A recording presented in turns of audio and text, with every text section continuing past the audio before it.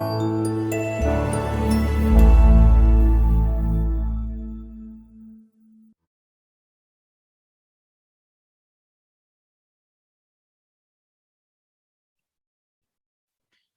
colleagues, dear Mr. Leslie Mastorp, Vice President and Chief Financial Officer from the BRICS New Development Bank.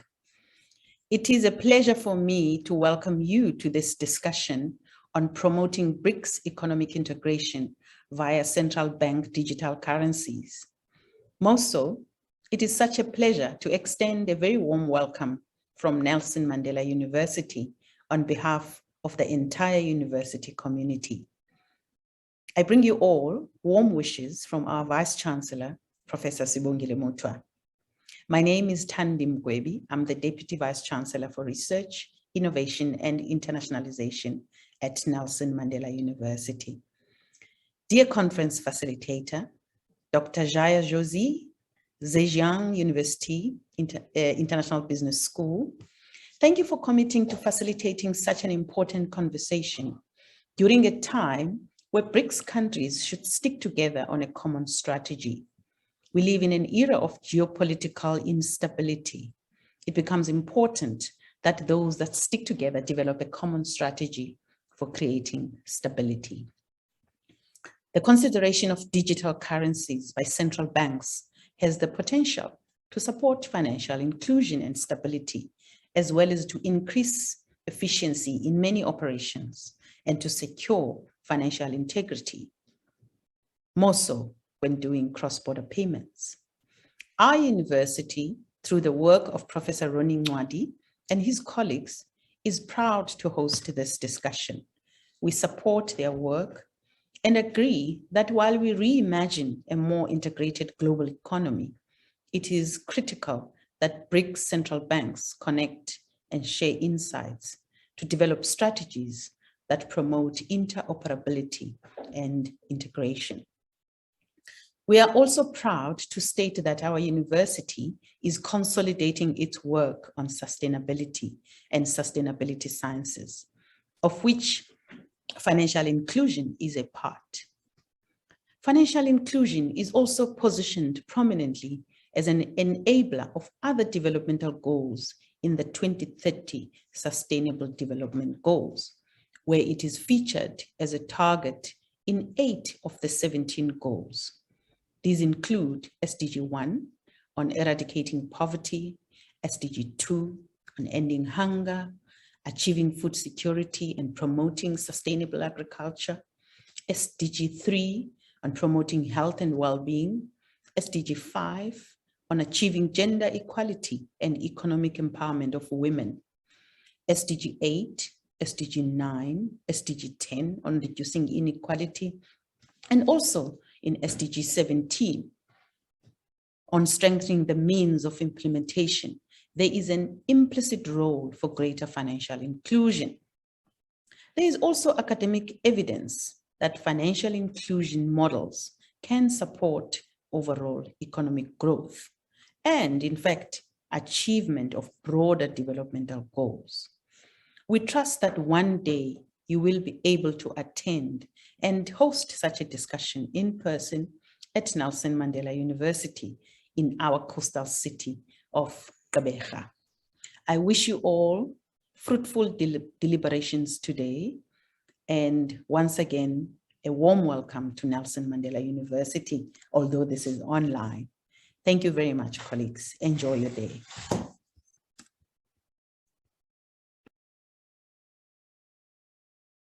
And NIHSS are proud to be supporting the work of this project. And we wish to congratulate you all on a wonderful start to this. For us at the SABTT, which resides within the NIHSS, it's essential that such imperatives and such initiatives be developed that contribute towards a greater and better, safer world through peaceful diplomacy, through multilateralism, and that these initiatives, such as the one today, play a vital role in knowledge sharing across the BRICS, through the organizing of joint research, through the networking, through the exchanges that we are seeing today.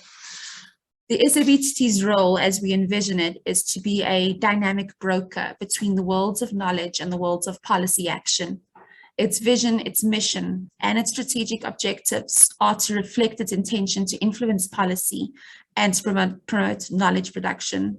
This objective is informed by the BRICS central ideals of pursuing economic and development and building an international and economic political order that is a just one at its very core.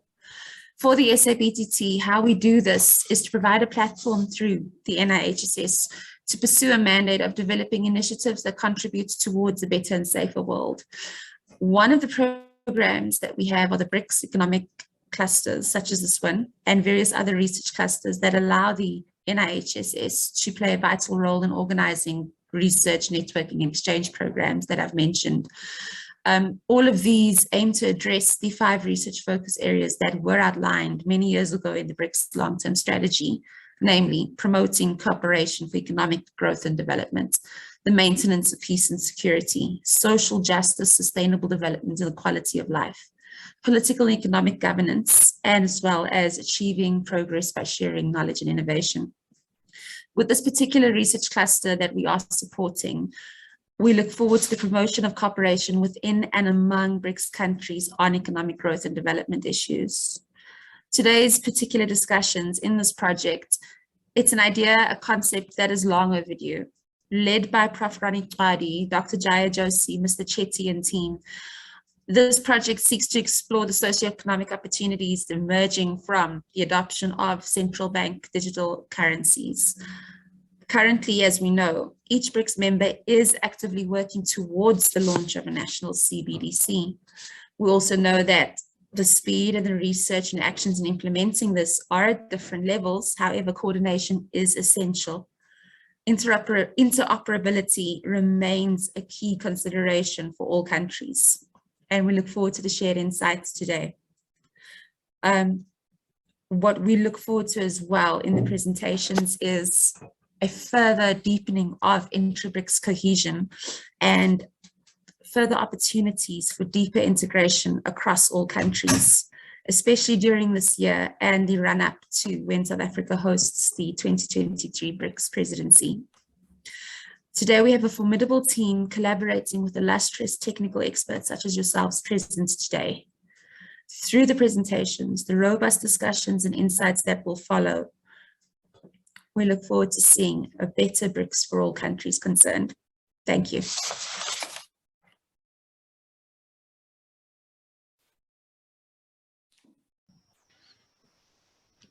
Thank you very much, Ms. Nimak. We are very pleased now to introduce to you our co-hosts for this project, the Zheijang University International Business School, and one of the great supporters of this issue of digital currencies is Professor Ben Shenglin, who's the Dean at Zheijang University International Business School. I've known Dr. Ben since we met in India many years ago. I think it was 2014. Dr. Ben is a founder and executive director since 2014 of the International Monetary Institute at Renmin University of China and a board member of the IMI's Partnership Institution, which is the Sino-German Center of Finance and Economics at the Goethe University, Frankfurt. Dr. Ben also is a founding dean of the Academy for Internet Finance at Zheijang University. And prior to his academic career, Dr. Ben spent 20 years with international financial institutions in various leadership positions, including ABN AMRO, a senior vice president, and China country head working capital, HSBC, as managing director, and China country head of commercial bank. He was at JP Morgan Chase as a member of the global leadership team at its global corporate bank and chief executive officer at JP Morgan Chase Bank in China. I also know that Professor Ben does a lot of research, has presented many conference papers, and he has shown leadership in this area of digital currency. Professor Ben, welcome, and I hand you the floor to give your welcoming address. Thank you. Thank you, my friend Jaya. Dear friends, both old and new, and dear colleagues, okay, and greetings from China, from Zheijang University International Business School, where Jaya and I are colleagues as well. And I'm seeing quite a few other colleagues. My colleague David Wang, who is a real specialist in digital currency. So that's why he's going to speak in real specialty. I'm just doing the introductory part. And also my colleague, Dr. Yuan Dai, she's currently stuck in Shanghai because of the pandemic. And I'm sure, Leslie, you might be in Shanghai as well right now. Okay, so possibly. So we are very close, but we are not allowed to visit each other. Okay. And I saw also my colleagues, friends like Srini, I think, Srinivasa Yanamandra. Okay, and Leslie, you may not know that he actually, hi Srini, you're back in India. Great. So he was, we want you to come to our campus, but he couldn't make it.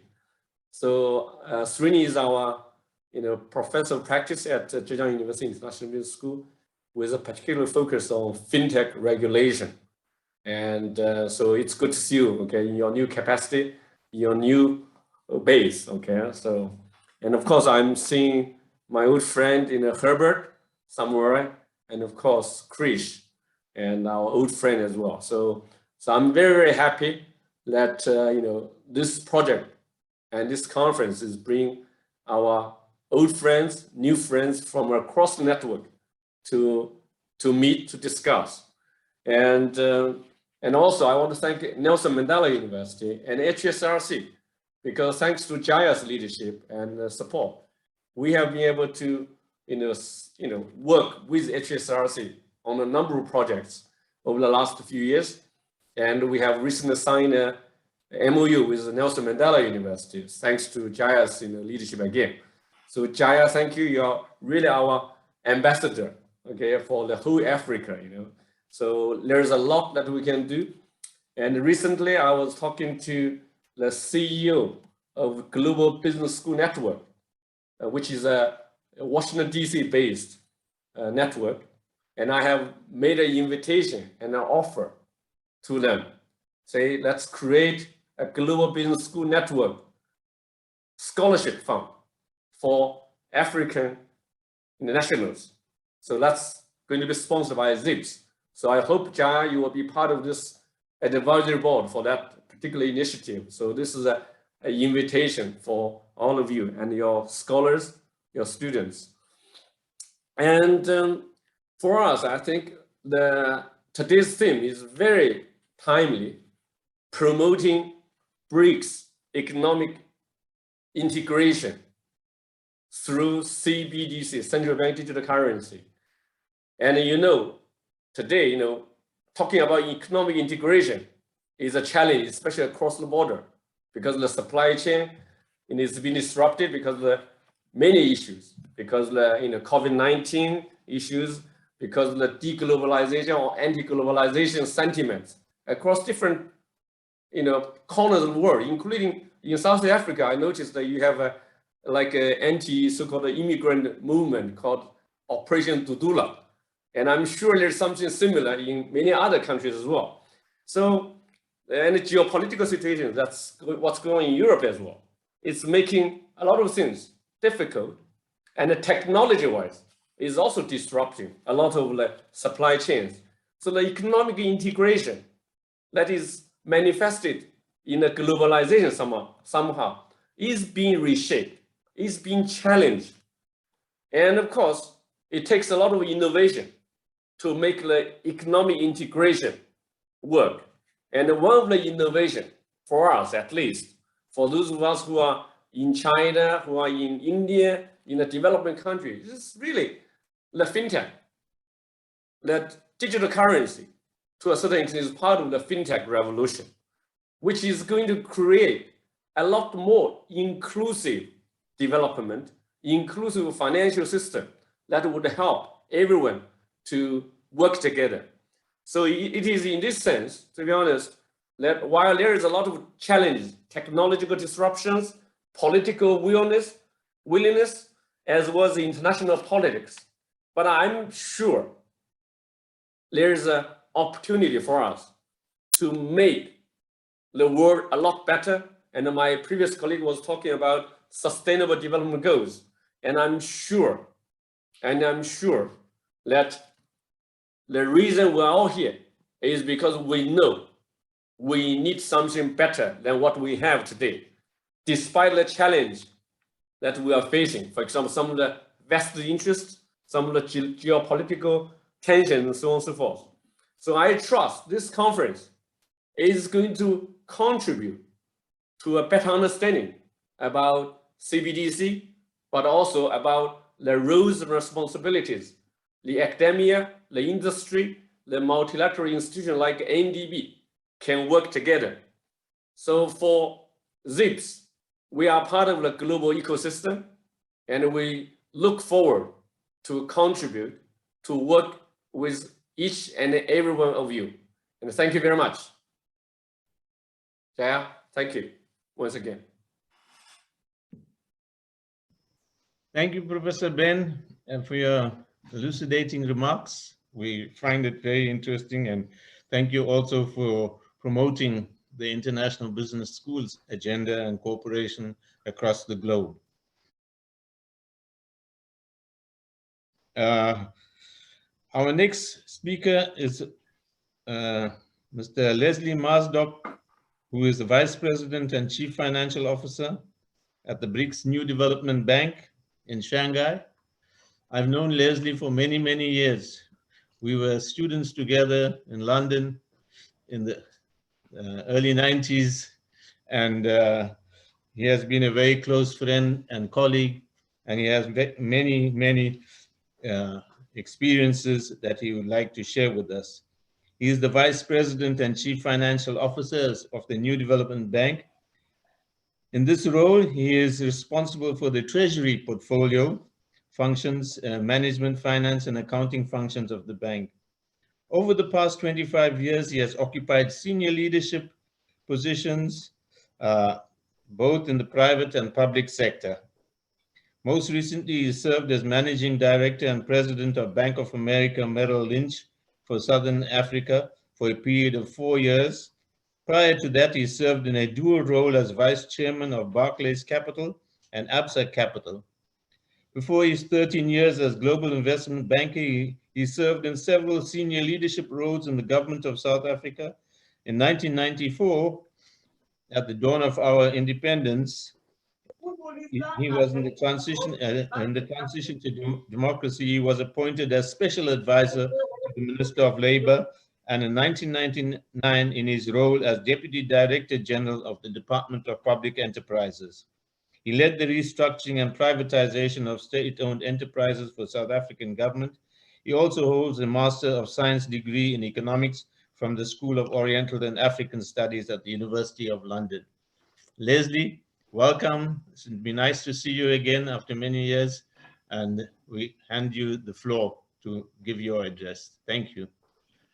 Thank you very much, Jaya. Wonderful to see you again, and also thank you, Ben, for the kind words of solidarity. I'm not in Shanghai at the moment, so to all of my colleagues and friends in Shanghai, I hope that the current lockdown will be over soon and that your lives will be able to all return to normal.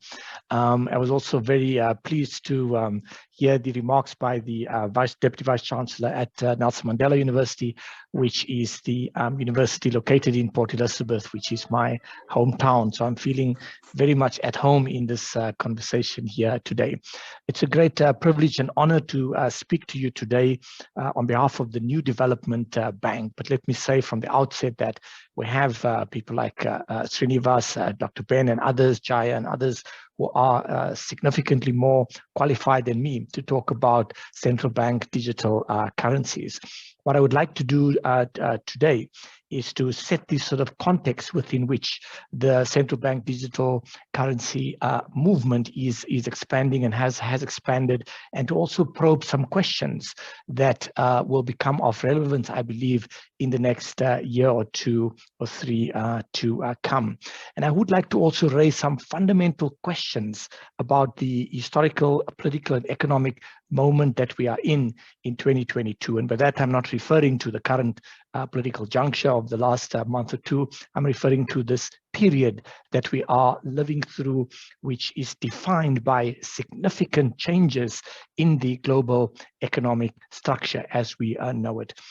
I think in setting the scene, the first comment that I'd like to make is that it is very important to start the conversation with where it all started. The defining moment of the global financial architecture is Bretton Woods 1944. In 1944, in a place called New Hampshire in the United States, at the end of the Second World War, the core and essential architecture of the modern financial system was designed by people like John Maynard Keynes, who represented the United Kingdom Treasury, John Harry Dexter from the United States, who eventually went on to become the head of the World Bank, and all of those were the founding fathers of the International Monetary Fund. I mentioned that as the starting point because the United States dollar became the anchor reserve currency of the world in 1944. The global payment systems that have evolved over the last 80, 90 years have been anchored around the US dollar. And the creation of the IMF as the body responsible for monetary and financial stability is where we should start this conversation. Despite the fact that the world changed quite fundamentally over the last 75 years, the core architecture of that system that was designed in 1944 remains in place to this day. Now, I might just remind you, in 1944, the United States constituted just about 50% of the global economy, and therefore the design of that architecture was very much designed in such a manner that the biggest economy in the world at the time will have also been the biggest beneficiary of the system. To put it simply, as you know, if your currency is the reserve currency, you can simply print money and expand your debt without the additional consequences that you would have if it was, let's say, an emerging market currency that is pegged to a global currency. So the first point I'd like to make is that we have to go back to that core architecture, because even though Keynes argued then very forcefully that we should be looking at what eventually, as you know, in 1969 became the special drawing rights, which diversified and stretched beyond just one currency and created a pool or a basket of currencies, which included, as you know, the British pound, the euro, the yen, and in 2016 also the renminbi. What we will see over the next number of years to come is increasingly a greater use of as currencies of trade and also as reserve currencies, the use of the renminbi, the use of these other global currencies. But just to get perspective, as you know, most of global trade takes place in US dollars, and even though China has risen over the last 40 years to become a $15.3 trillion economy, it still only constitutes about 5% of global foreign exchange flows. In short, what I'm saying is that the world is ripe and is at a decisive moment for a greater diversification and movement away of the US dollar as the central anchor currency. The second point I'd like to make is that the last 40 years in particular have been defined by the emergence of large emerging markets, China being the leading force there, together with India, Brazil, Indonesia, Mexico, Turkey, and others, and so on. The BRICS creation has been an important development over the last 15 years or so, and beginning to play a much bigger role as the anchor of the emerging markets as part of this transition.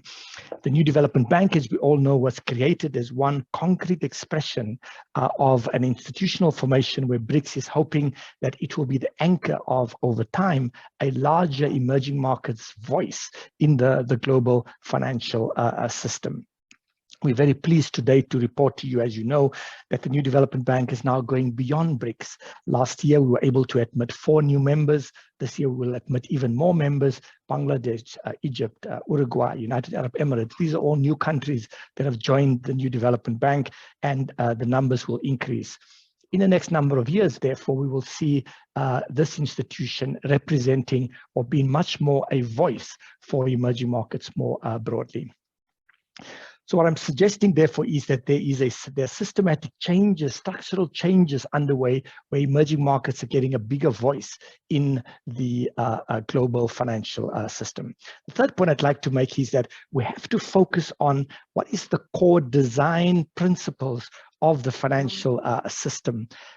As you will see from all the literature around the central bank digital currencies, most of them, almost all of them actually, mention the centrality of the objective of financial inclusion. There is still more than 1.7 billion people who do not have access to basic financial services. The number just in China alone used to be much bigger. In China today, it is just under 10%. So the world is still faced with a major objective of ensuring that large numbers of people who are outside of the formal financial system have access to financial products and services. So this really is a fundamental driver of why the creation of central bank digital currencies is so critical in the world today. There are many people who argue that the creation of central bank digital currencies is one of the most fundamental, will have the biggest impact in the world of finance. Now, it is very important to observe that the International Monetary Fund is seeing itself as playing the leading policy guidance role in this regard. Now, the International Monetary Fund, together with the World Bank, together with all of the multilateral institutions, is still fundamentally led, controlled by the developed world. One of the essential features of central bank digital currencies is that there is no reason why the developed world have to take the vanguard role. It is quite interesting that the country that is the most advanced in terms of central bank digital currencies is the Bahamas, who created more than a year ago the sand dollar. And as you know, China has a experimentation underway which involves more than 100 million people in total, called the renminbi. There's also a project underway in Sweden, as you know, and several other countries. There is therefore no reason why emerging markets cannot play a leadership role in the development of central bank digital currencies. Today, we have over 80% of central banks are researching the potential of digital currencies, according to the BIS, the Bank of International Settlements. What I'm suggesting, therefore, is that it is important for emerging markets to shape the central bank digital currency debates around their own objectives, because as the IMF has already pointed out in a report they produced in February, I can't remember the exact title of the report now, but it was quite a seminal paper on central bank digital currencies that came out in February, where they argue very strongly that we cannot take a one-size-fits-all approach. As you know, many countries have huge challenges around geography, where populations are spread, for example, in multiple islands. Bahamas is one, Philippines is another, Indonesia is another, where people are spread in terms of geographies. It is very difficult to provide services in remote areas. What digital currencies produce is the possibility of a rich, much greater reach to those that are excluded. I guess what I'm saying in short is that central bank digital currencies offer the potential to advance the financial inclusion agenda and specifically enable emerging markets to fast track their own paths towards a developed status. Final point, final couple of points that I would like to make is that one of the values of a conversation like the one that you have initiated here today, Jaya, is the need for BRICS countries to share best practices, to share learnings, because there is no way that we can have a successful implementation or rolling out a mass rollout of central bank digital currencies without us sort of looking at where are the pitfalls, where are the best practices, so that we can replicate those. And BRICS forms an important anchor constituency of countries where we can learn from.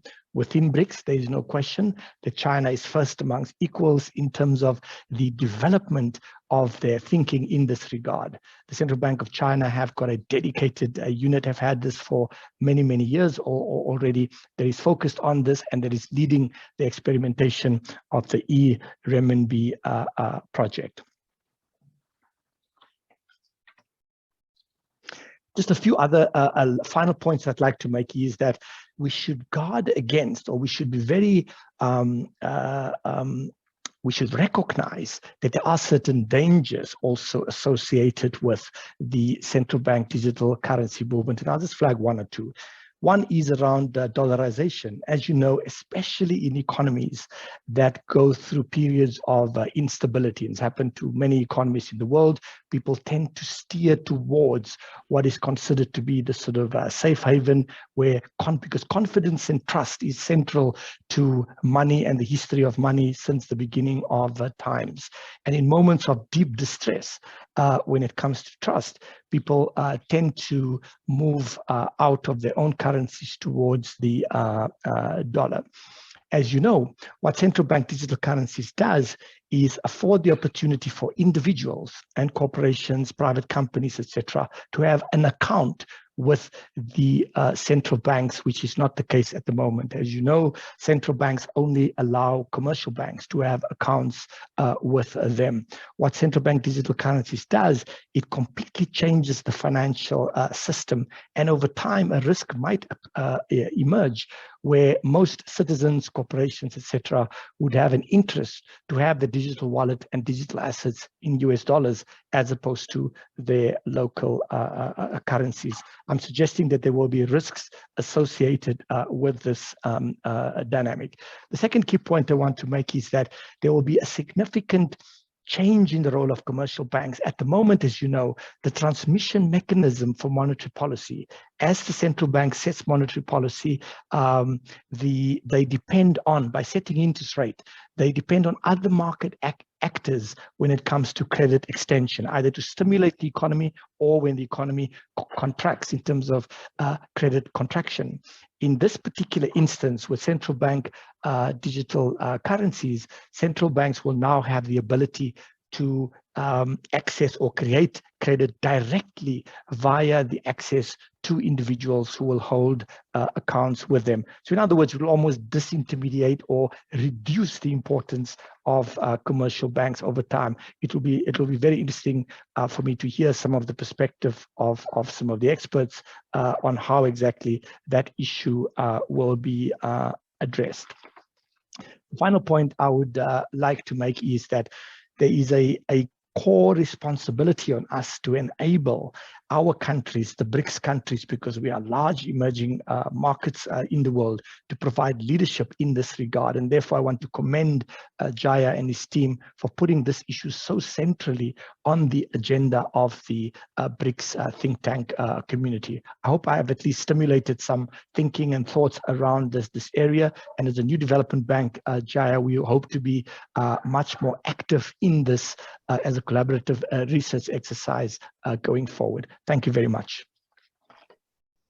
Thank you very much, Leslie. I hope that you would be able to stay with us until we finish so you can benefit from some of the expert inputs that are coming through. I would now like us to move on further before we open the floor for discussions where you can raise your questions towards the end. But at this stage, as we said earlier, it's a nominal technical group of experts who are talking about the issues.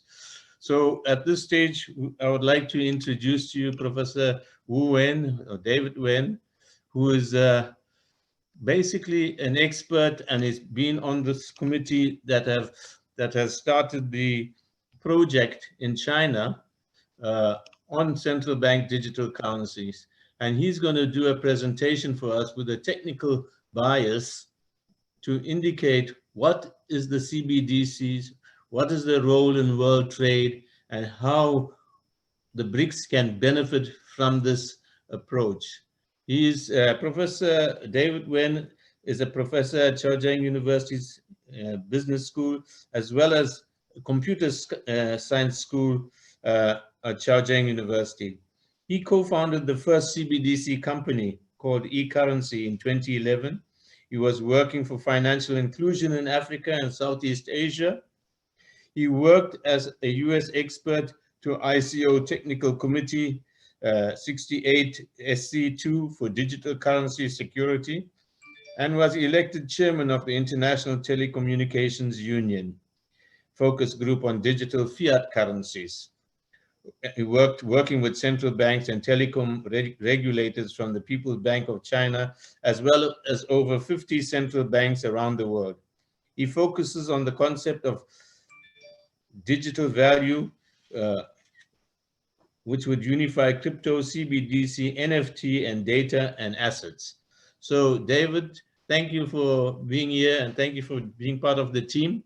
I'd like you to give you the floor to be able to do your presentation on the CBDC's role in world trade. Thank you, Jaya. Can everyone see the slides? Yes? Okay. First, thank you, Jaya, for the nice introduction, and thank you for the organizers and all the speakers before me, especially Leslie, who gave a great introduction for CBDC so that I can save some time. My talk is CBDC's role in world trade. As Jaya was saying, I'm going to go from a more technical view because the world is, when we planned this conference, we never thought the world become like, today, which means it's very important, but I think it's rather complicated. And we have ways where I think, especially in China, we believe in, using technology to solve problems. For example, Leslie just mentioned that, the foundation was built there with many countries with SDR. Today, I will actually talk about how can we use similar ideas, but using a different approach. Because certainly, the RMB has a small portion compared with its trade volume, but it's not a simple matter of, okay, let's just expand based on the trade volume. So here, there are so many complicated problems here. So what we are talking about today is looking at all the technology advances, looking at the fintech, and looking at how economics can help bring benefit for all the parties involved rather than who is bigger. So that's really how I think technology could help to bring us into this newer world, which Leslie was actually talking about. As I said, CBDC is quite a big topic and it's changing every day, but I think China's CBDC really is a good example for me to introduce this topic, especially the recent advances, because Hangzhou just becoming the third third group of city that are allowed to test CBDC. So even though China has been doing CBDC for 5-6 years, we're still in a testing phase.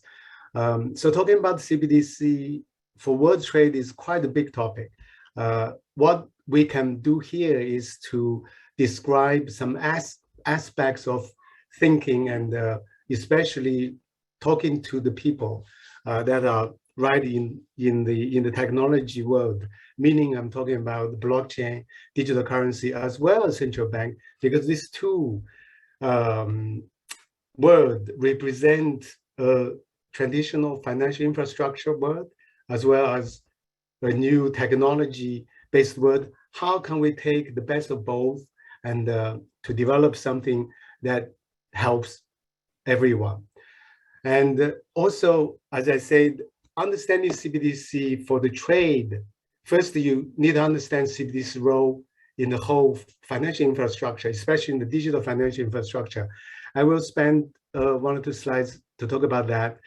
And of course, the topic of today is BRICS, world trade. I'm not expert in this. We have colleagues who will be presenting a lot of data in here, but I figured out that what's the most important point which kind of make it harder for the trade is really about the data restriction, which is also why CBDC is important in here, because in order to bring the digitization of the developing countries, CBDC is a very useful tool, so that we will be able to actually resolve this problem around this data isolation, and so that we can really leverage each other. So which is the topic on the fourth item, future digital financial infrastructure based on CBDC. This is something I wrote about a year and a half ago, because I think, this is two sides of the same coin. For example, in order to make the world trade more frictionless, you need to make sure that we have a better data sharing, right? Such as I was explaining. And that also, from the other way, makes financial inclusion, digitization of the world better. So on the one hand, CBDC will improve trade, global trade. But on the other hand, because we could use fintech to solve the trade problem or improve trade problem, that would further bring the digitization of all the economy better. And Leslie mentioned SDR. So I will talk about innovation that we've been actually working on for about a year or so, based in Ningbo. Ningbo has a free trade zone and the port that has most of the commodities traded and transported, stored, and transshipped here. So we created a project called SDRC, it's called Special General Rights on Commodity. So it's not a basket of currency from fiat currency, rather it is based on the goods itself. Why? Because in the end, everybody wants goods. The reason people trade is for complementing each other. China makes, computers, TVs. Another country makes, grain, agriculture things. So it's a complementing part of the goods, that I need what you have and you need what I have. The goods is the end of the trade. You trade because you need the end. The currency came about to facilitate that. But because today's technology, perhaps we can bridge that gap. That's why we have a lot of problems with a single currency, whether it's US or maybe even China. Maybe that's not a good idea to have a Chinese currency for the world trade, right? So we can imagine some kind of mixed way where it is based on the goods that we need to trade to facilitate this digitization, facilitate this settlement. Because within the country, I think the fiat currency, works very well. But once it goes out of the border, it becomes problematic. It's how do we solve this problem? Is it one currency? It is a global currency, or is it something else? That's what I will talk about as well. So to introduce CBDC in a very simple way, I use the PPT that I think Dr. Yao Chen gave when he was IITU focus group. There was a host, the first meeting. And I find it very interesting because essentially he says electronic money plus physical cash equals a CBDC. Why? Because unlike Bitcoin and all these things that triggered CBDC, in China, the electronic money, which is WeChat, Alipay, was very popular, and everyone is already accepting that as an electronic form of money, but it's different from cash. I think we don't need to go into many details. So the approach is rather Chinese-like. It's not try to reinvent something, but it's take the good thing from the good part and come up with a solution that is the most efficient, quickest way to address a problem. I think this is a very Chinese philosophy. You probably know what is called the socialism with a Chinese character. there's a complete mixture of two things, right? So it works very well for China. So it's the same thing. Chinese always have this idea where if you take something that worked very well and then mix together and they solve the problem for everybody, involved, then you have a solution that can be commercialized. Because in the end, if you don't touch the ground and make a commercialized version of the thing, it will be always been discussed, and the geopolitics, and okay, so how long will it take for Chinese renminbi become a SDR that is matching the economic power? Maybe never, if you see what's happening today. So there are other ways where we could work with everybody, and we can bring such transformation without get bogged down with politics, geopolitics, and many other things. We could take a very practical approach to reach that goal. And again, these slides, I put it here also to highlight where Chinese approach to CBDC is a hybrid solution where the banking is capped, the bank account is capped, the wallet is also introduced. Why? Because using cash, using wallet for payments or even remittance, it's an immediate need. Eventually people get richer, they would need better, more advanced service that's offered by bank. I've been working on financial inclusion in Africa and Southeast Asia. People don't have bank accounts, not because they don't want bank accounts, it's because they did not have the tools of digitization tools. If they had digital wallets, if they had more money, then in China, for example, if you had more money in the Alipay, then you need savings called the yueba. So I can see this kind of mixture, hybrid approach better. So I think this is a good way to introduce the Chinese approach towards CBDC. And also it's not a stationary one. Today, we call it, okay, this is another picture where people will always ask, is the central bank digital currency based on blockchain or is it not based on blockchain?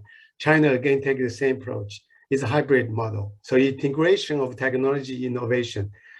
For retail, obviously the wallets and all the digital currency for consumer works very well.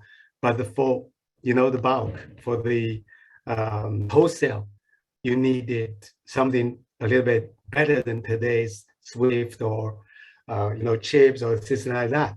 And that's why in Chinese approach, a mixture of blockchain as well as non-blockchain approach is used. So this picture kind of summarizes it, because if you look at the white paper of the digital dollar, the Italian, the BIS white paper, they all recognize that central bank digital currency is really a digitization of cash, okay? And so it's essentially the picture that shows cash plus electronic money in a way as a first step. It's only when you reached that first stage, where in China we call it DCEP, digital currency electronic payment. When you digitize the cash, then you have possibility of what I show in this right side. You can have a trust-based value, not credit-based, but it could be credit also. It's using cryptography, it's using algorithm, big data, and it's smart. Okay, smart means using smart contract. It can do things with transaction, with a complex contract, rather than just doing a payment. So that is where in China, the first step, first it's taking a hybrid approach, okay, accounts and the value-based. It also take a multi-stage, which means first, let's digitize the cash. Then later on, we can then, with those in hand, now we can develop better asset class,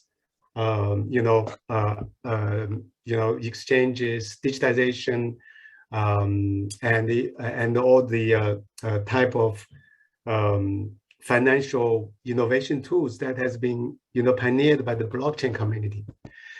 So let's talk about the CBDC's role in the digital financial infrastructure. What do we mean by CBDC is the foundation of a future digital financial infrastructure? On the left side, the blue part is what Leslie described as a traditional financial market or infrastructure. You have currency, which is cash, bank money, you have payments. There are many, many layers that are pretty much separated, different people managing different sides. You have currency, you have payments, okay? Then you have clearing settlements, which today is SWIFT, chips, and you have the exchange, okay, for very different classes of assets. Here I put separation of currency type of system and assets type of system, just separate, but they are really much linked as an infrastructure. So on the top is reserve, as Leslie mentioned, that US dollar become the reserve with historic reasons, right? So the point is, now, can we continue that route? Can we build a system that is inclusive enough, that is reflecting the technology advancement enough?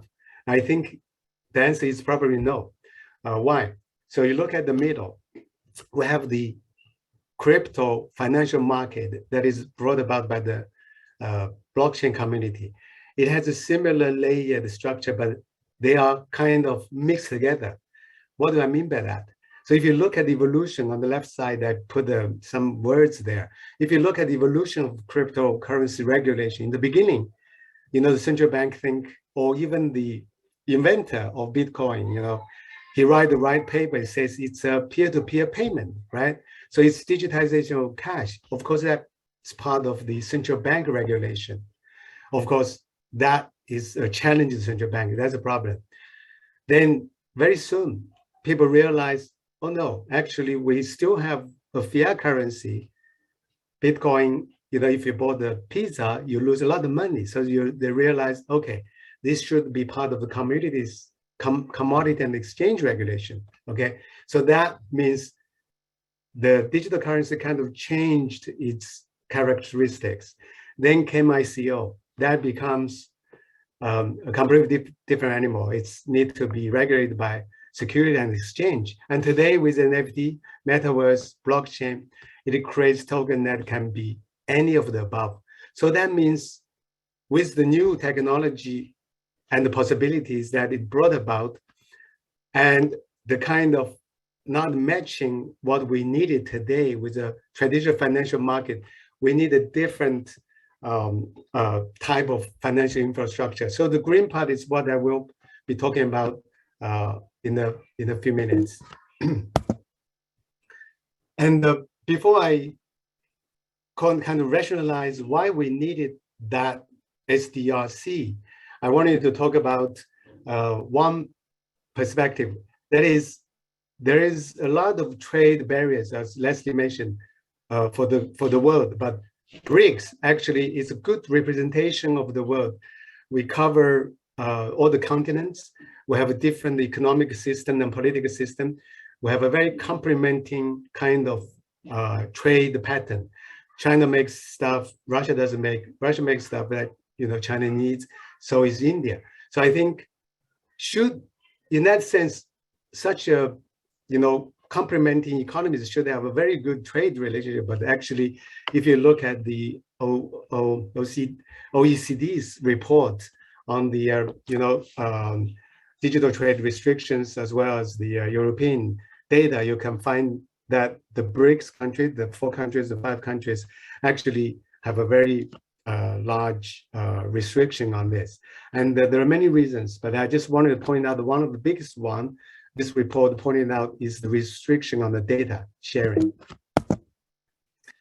And so, which brings me to the point which I said, CBDC as a foundation of future digital financial infrastructure. How do these two things work together? How does they work synergetically? Meaning, with better, kind of settlement instrument, with better payments, with better access to currency, you will have better trade. But on the other hand, the trade, if it's a digitized way, with what we call SDRC, it would go back and make the improvement and the adaptation of CBDC much more easier. So this picture, we introduce the idea of SDRC, which is called Special General Rights on Commodity. I'm going to read it a little bit because it's a completely new concept. So it's a unit of account for cross-border trade settlement system among collaborating parties based on relevant international laws and regulations. It's not a fiat in the sense of a central bank. It's calculated based on registered list of commodities, their official invoices, custom claims, spot price, etc., using basic technology, which means blockchain, AI, security, IoT, cloud. It seamlessly binds digitized commercial contracts, logistic bills, bank credit letters, storage bills, etc., with verified real production, logistic, transportation, custom clearing data. So it's a really sharing of the data that's the key. Such a blockchain-based platform will provide real-time traceable, securitized unit of account for efficient, regulated cross-border digital trade. Obviously, SDRC does not work for everything cross-border. It's only for a rather closed community or closed system. And I think this is very good because we cannot experiment with the whole, international trade.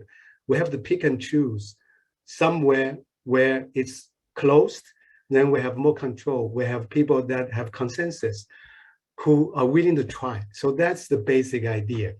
And here you can see the idea of the new digital financial infrastructure is based on CBDC, which is not the claim-based money, but the object-based money according to IMF.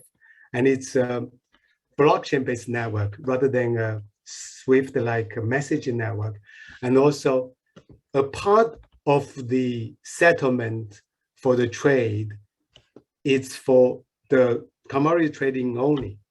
But this model can be applied to intellectual property and for any supply chain or ecological system where the people within that system have a consensus, have a legal and a convention, or where they could agree with the tools that is built, whether financial or otherwise. And this is very important because I think, if you try to attempt to revolutionize the whole trade, that's going to be incredibly impossible. But if you pick and choose an area that has a way to work, for example, in China, blockchain has a very good success in supply chain finance, okay? In any other place, it's not working at all. But in supply chain finance, it's working very well. And I think that's the lessons we're learning. I'm not going to go into details of this architecture, but it's really, we need a standard, as Leslie also mentioned before. Every country has a different foundation. Many countries doesn't have bank accounts. So therefore you cannot assume all the countries have a bank account. So the ECP in China will not work for many, other countries without banking account, right? But the technology exists. For example, e-currency technology, some of the other technology working for smaller countries exist. The idea is how this different CBDC can work together through a platform, through a standards to interface each other. So in our model, essentially you have two baskets of services here. One is what we call CBDC as a service. As Leslie mentioned, we have, 200 countries. We cannot imagine every country develop its own central bank digital currency. Just like today, there's only 4 or 5 paper note printing companies in the world, right? So we need 3 more minutes, David. Sorry, you have 3 more minutes. Okay, I will be done in 1 minute, okay?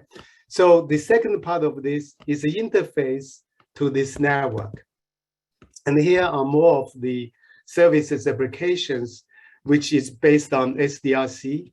And really the idea of, the government data plays a big role in here. How do we protect the privacy, at the same time making sure the data are not in an island, but shared with the protection of all the securities or the privacies. And that's the way where we see how this platform will work. And what's next? Obviously, we don't have enough time, but we are building a digital fiat currency kind of network among countries, but also not just CBDC network, but also digital fiat currency, which is what I meant. For example, like the SDRC is not a fiat currency based, it's a goods kind of right based.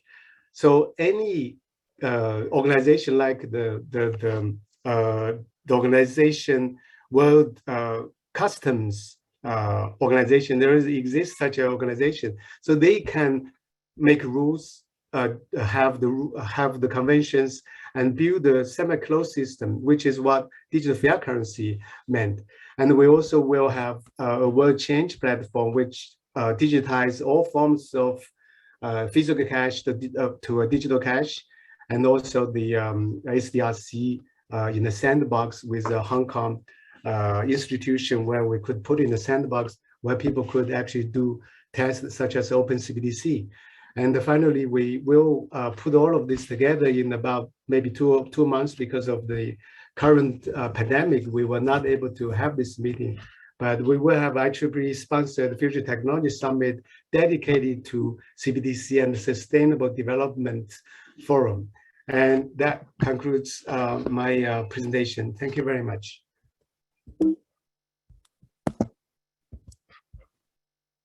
Thank you very much, David. It was a very interesting technical presentation. That's the kind of thing we really care about.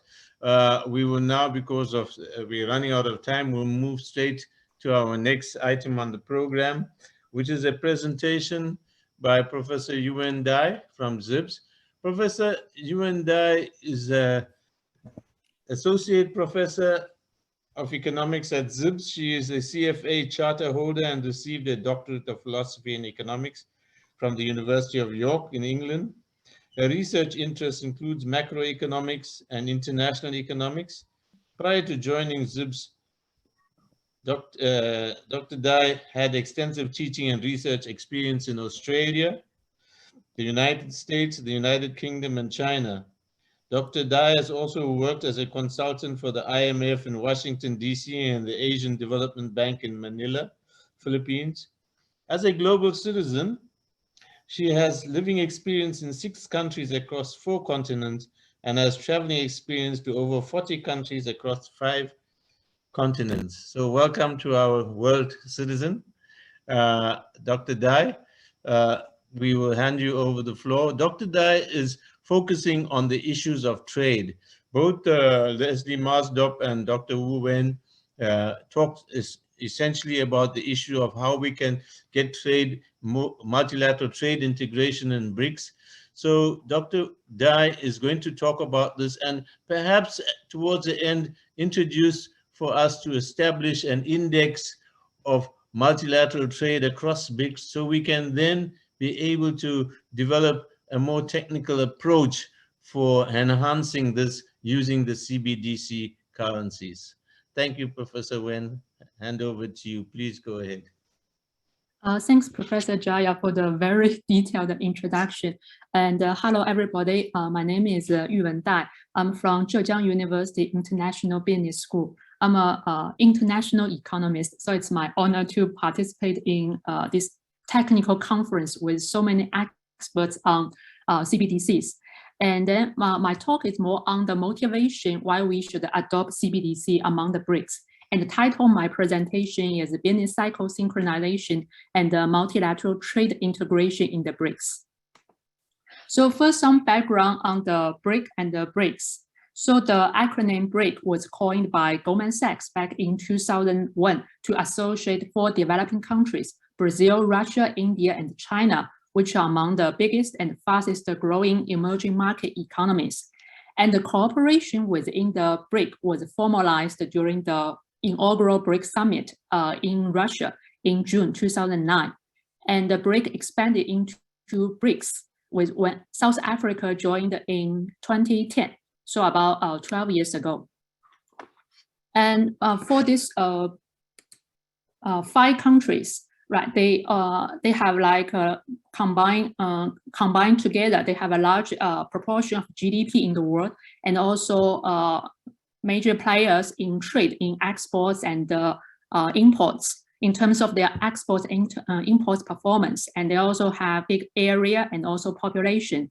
So what they have in common is that they have less developed but fast growing domestic markets due to the large population.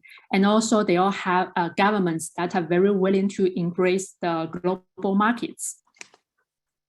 And in the original Goldman Sachs forecasting, the 4 BRIC countries are predicted to account for close to 40% of global GDP and become 4 of the largest economies by 2050. So China, India, Brazil, and Russia here. And so even so, we have the COVID-19 pandemic is still evolving, especially here in Shanghai, where I'm located. And the 5 BRIC countries are still doing quite well overall, and have resumed the GDP growth.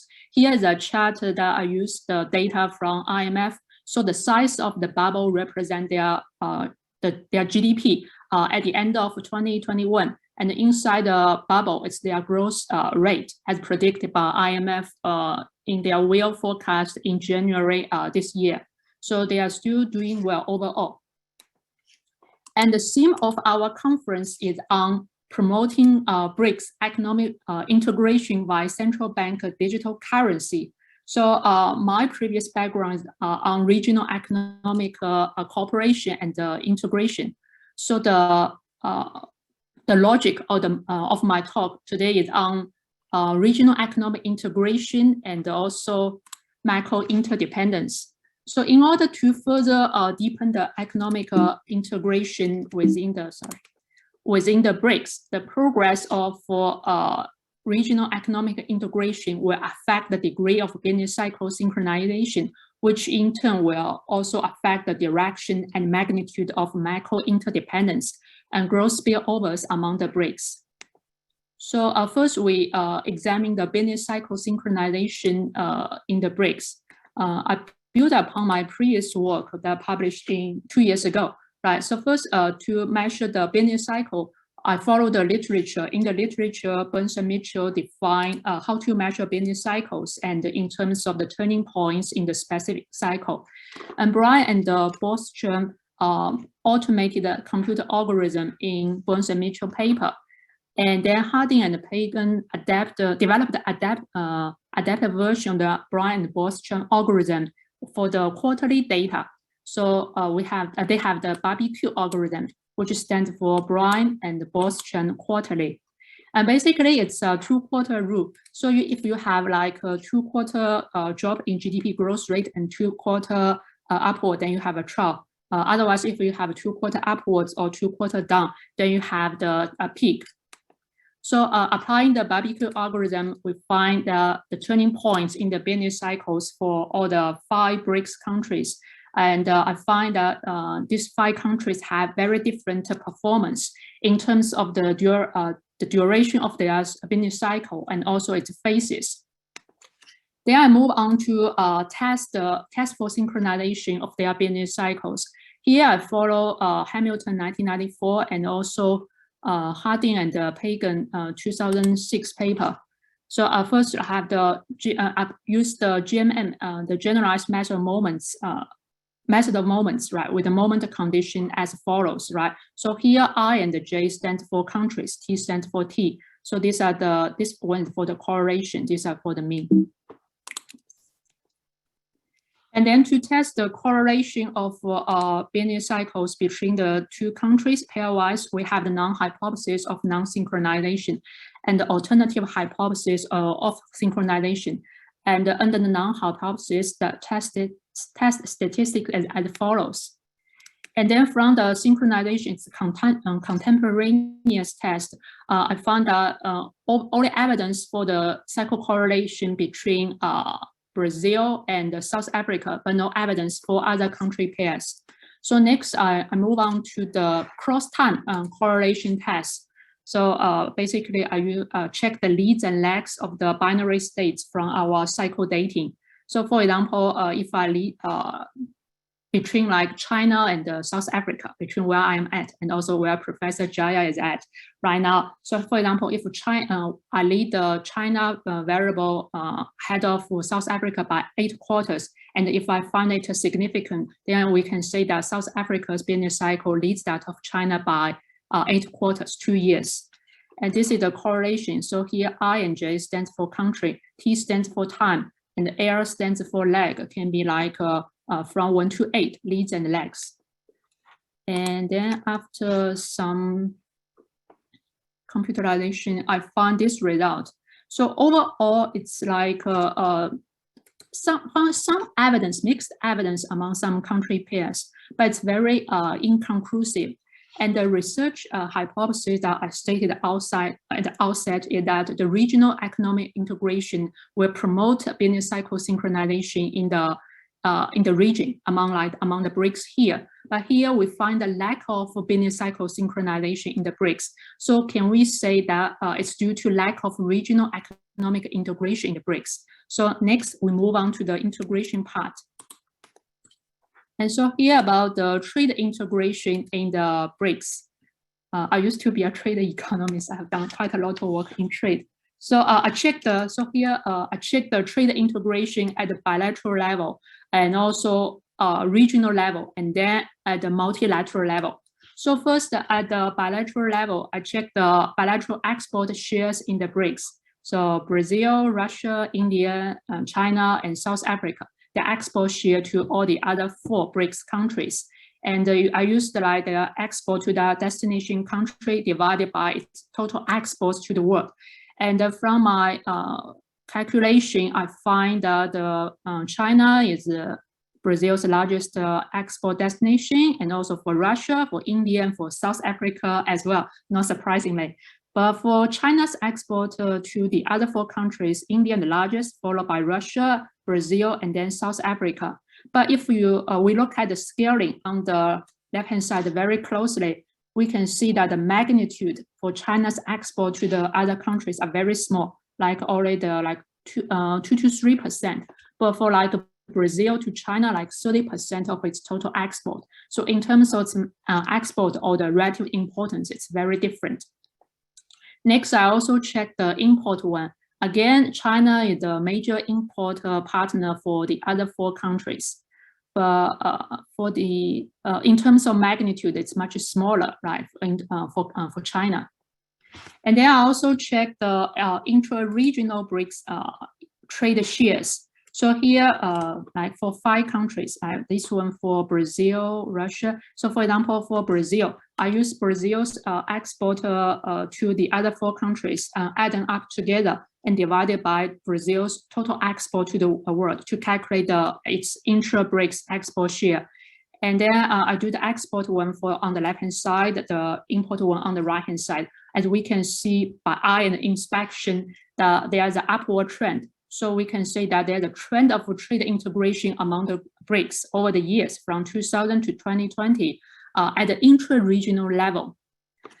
To go further, right? We also from bilateral to regional, and then we also want to check the multilateral level. So how about multilateral trade integration in the BRICS? So to answer that question, I adopt a network approach. So first, some background on network anatomy. Right, a network is a set of points called nodes, like here, nodes here, with connections between them called links, like here. I hope you can see my mouse in the movie. Okay, so in terms of the BRICS network, the nodes are countries, like here, Brazil, Russia, India, China, and South Africa. And the link between them are their bilateral trade linkage. So if all the linkage exists, like this one we have here on the right-hand side, then we have a star, right? So they are connected to all the countries, like Brazil to all the other 4 countries, Russia, India, and China, and South as well. So we get a star shape. But is it true with real data?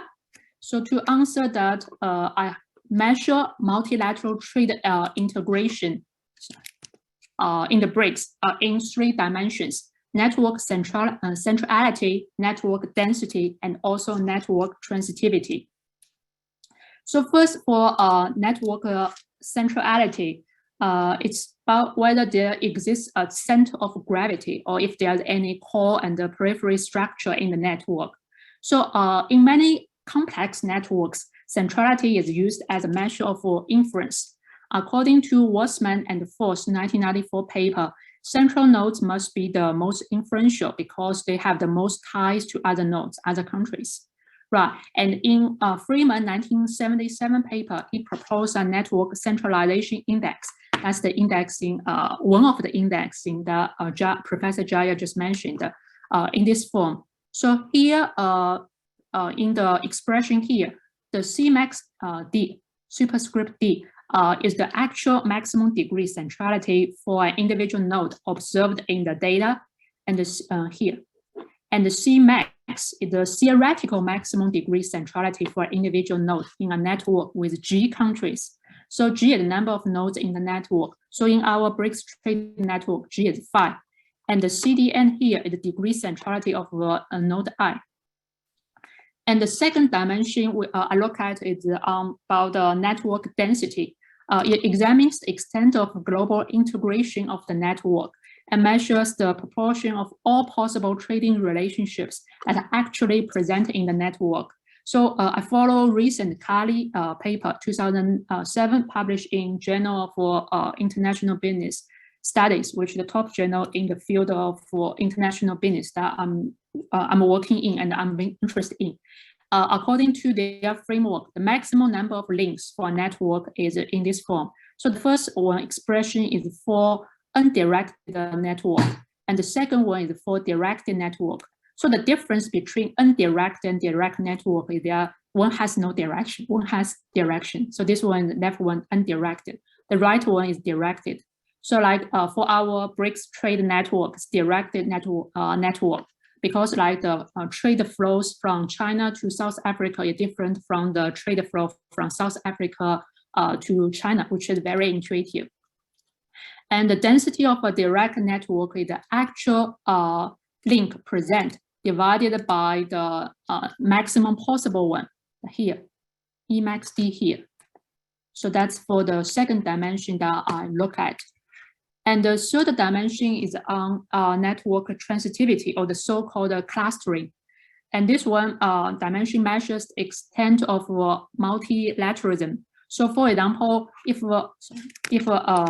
node A, if country A is connected with country B, and country B is connected with country C, then there's a very high probability that country A will also be connected with country C.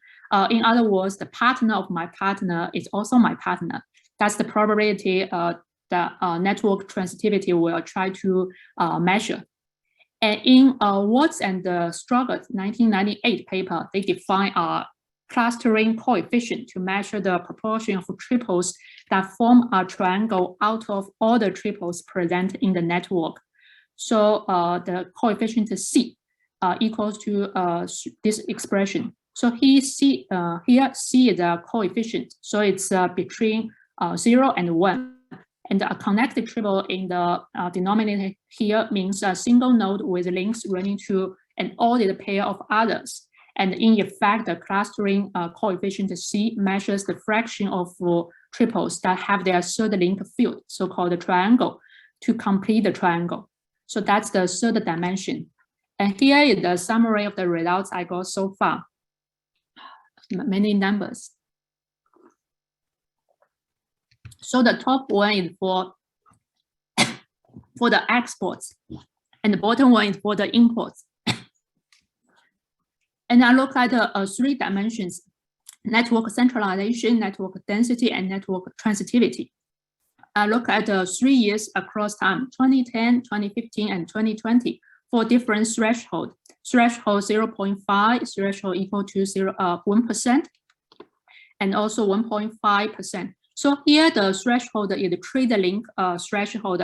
It indicates like how much the extent of the trade that we consider meaningful. So for example, between China and South Africa, if their export share is like maybe 0.3% of China's total share, do we consider to be meaningful? If not, whether it reach the threshold or not. And then when I do the calculation in the software, I need to like use the binary state, either 0 or 1. So if it meets the threshold here, then we get like a binary assign 1 to it. If not, then assign 0. So that's how it works. So from the results I got so far, I checked like for 3 different years across time, not every year. So if I do like for all the years, then we can build like index that Professor Jaya mentioned at the start of the meeting. Right, so from the network centralization, we can see that the magnitude is not that big according to like the literature, the standard, right? It's like 20 something, and over the years, it's kind of dropping and evolving. For import network, it's also not that big. So I conclude that for like in terms of network centrality, there's no center of gravity in the BRICS. And then next, I look at the network density. So there are like some change over the years, and overall, like from here, like 2010 to 2015, right? If we look at the 0.5 threshold from 65% to 90%, and then there's a drop, and also there are some change over the year. And overall, if we compare the export and import, we can see that the export is relatively high compared to import. So for the, in terms of dimension of network density, which measures the extent of global integration, it's relatively high in export network. Next, I also check the network transitivity, right? So again, for 3 different years across different trade link thresholds. And then also the pattern varies. And I draw some graph in my paper. And I find that in terms of the dimension of network transitivity, which measures the extent of multilateralism, it's also relatively high in export network compared with import network. So that's some indexing have done so far. And I'm a visual person. I also check the topology of the BRICS trade network. So first for the BRICS export network structure, I checked the threshold at 0.5% for 2010, 2015, and 2020 from left to right, and the size of the node indicates how central it is, how important it is in the network. So here we can see that China and India have a much larger node, followed by Brazil, Russia, and South Africa, same across years. So we can probably say that China and India have the highest degree of centrality, right? And in other words, they are like most connected with other countries in this region, in the BRICS region, in terms of their export network. And if we look at closely, so for example, Brazil is connected to Russia, but not directly to India, so China here, or go this way. So in this case, we say that there could be some linkage between Brazil and India, but not directly. So that shows there's potential for trade integration. Brazil directly to India, not through China, Russia, or South Africa. And also here, so for example, for the country pair of India and same here. And then also for like Russia, right? Russia and South Africa, they are not directly linked, but through other countries. So this one also indicates the potential for like more trade interaction or integration among some country pairs within this BRICS region. And then the middle one is for 2015. So for 2015, think for Russia and Russia and South Africa, they are directly linked now. No, so I think for India, for Russia and India, they are not directly linked. So for this one, so there's like potential for like trade linkage here. And then for 2020, more recently, right? Like for South Africa here, SA stands for South Africa, and Brazil, they are not directly linked, but through India or other paths. I hope you can see my mouse is moving. And also for like South Africa and Russia, they are also not directly linked. you have to go through China or this way. Again, this shows there the potential for trade integration among these country pairs in the BRICS. Next, I also checked the threshold at 1%, right? Again, we see like different shapes across years. And China is still the largest, followed by India, Russia, South Africa, and Brazil at 1% threshold. So we lift the bar. It's like you need to have like a higher interaction of trade in order to count to be meaningful trade. And here I find so here, right? So Brazil is here, it's quite small dot here, and it's only connected with China, but not directly with other countries. And then also, so for example, in the middle one here, South Africa not directly with. Can you wrap up in about 3 more minutes? Oh, okay, I'll finish in 1 minute. Again, I do the same for import. So, so same here, right? And there are like potential for trade integration among some country groups, country pairs. And then, so what's the policy implication here? So the theme of the conference is to promote BRICS trade integration. And so looking ahead, there are 2 possible paths forward. First one is to have a trade regional agreement, RTA. The second one is the central bank digital currency. So for trade agreement here, we already find that Russia, India, Brazil, and South Africa have China as their largest trading partner in terms of exports and the imports. But China does not have these other 4 countries as their largest trading partner, not even among top 5, top 3, or top 10, right? So it's if there are like a regional trade agreement going on in the region, there are like more possibility to have like more trade integration, economic integration in this region. And also there will be hopefully more like interaction and the trade linkage between other country pairs in the BRICS. And the second possibility policy option is to have adopt the central bank digital currency, which is the theme of this conference. My colleague, Professor David Wen, already shared his expertise, and I'm sure other conference speakers tonight will also share more views on this.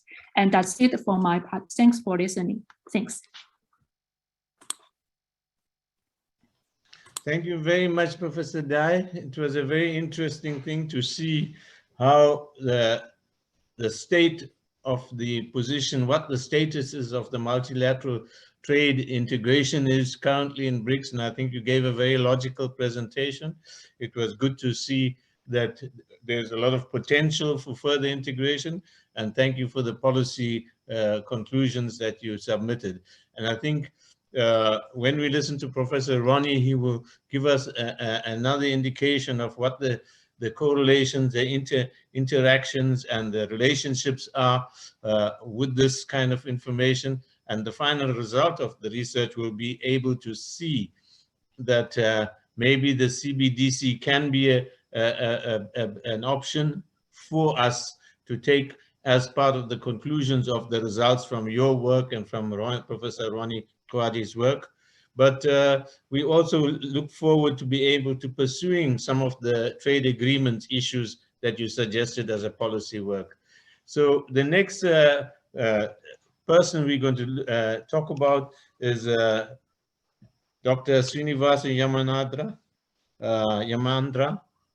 He was the regulator in the New Development Bank. He's from India. He will present also a perspective from India's side. But Dr. Srinivasa is currently working as a chief compliance at the New Development Bank. He is currently also an associate researcher and professor at Zheijang University, but he's now working in India and is based in India.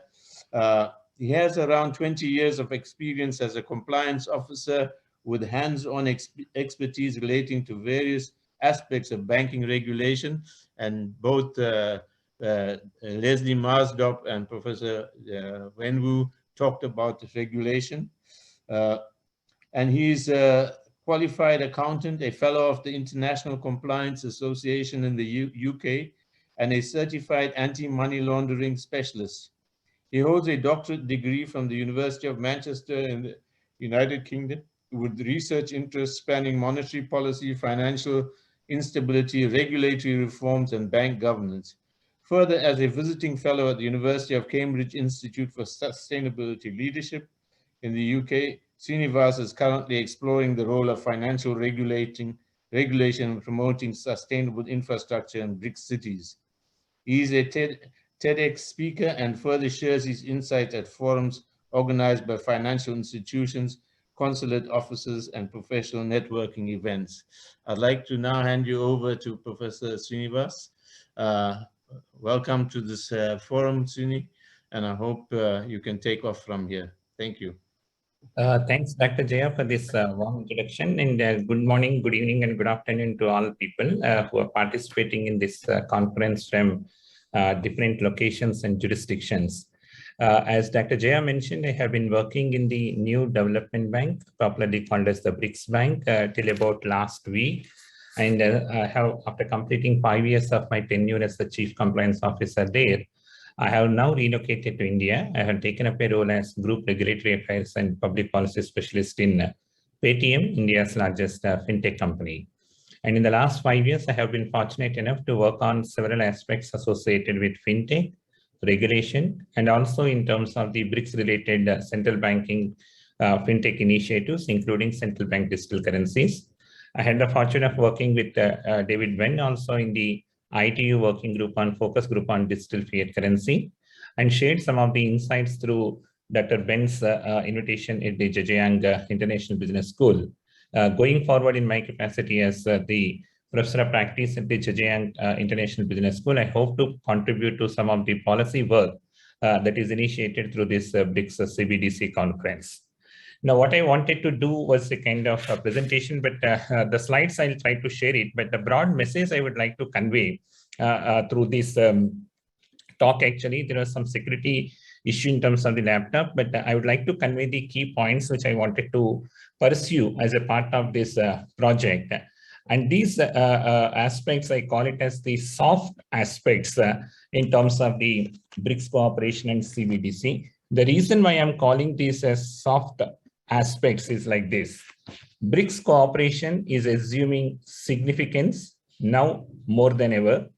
The reason being there is large amount of institutionalization of the BRICS framework, and the institutionalization, I meant BRICS as a kind of a grouping, as a kind of a country grouping, has moved from that framework to establishment of institutions such as the NDB, and also is in the forefront of rapidly changing geopolitical scenarios. So one of the key next steps is to make the trade cooperation possible in a more efficient manner through new payment platforms. And if you observe across the globe, similar initiatives are taking place across other regional and bilateral arrangements. There are certain examples which we all know.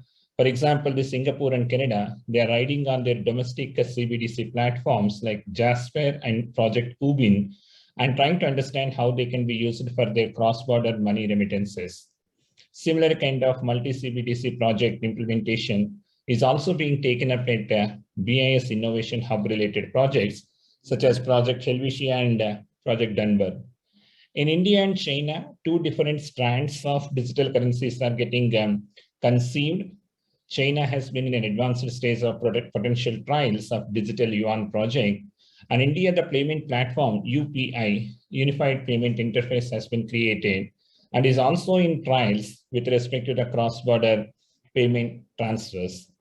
And the important point I want to drive, why I said the soft aspects, is because when we talk about all these alternative payment platforms, we always have something in mind, which is SWIFT.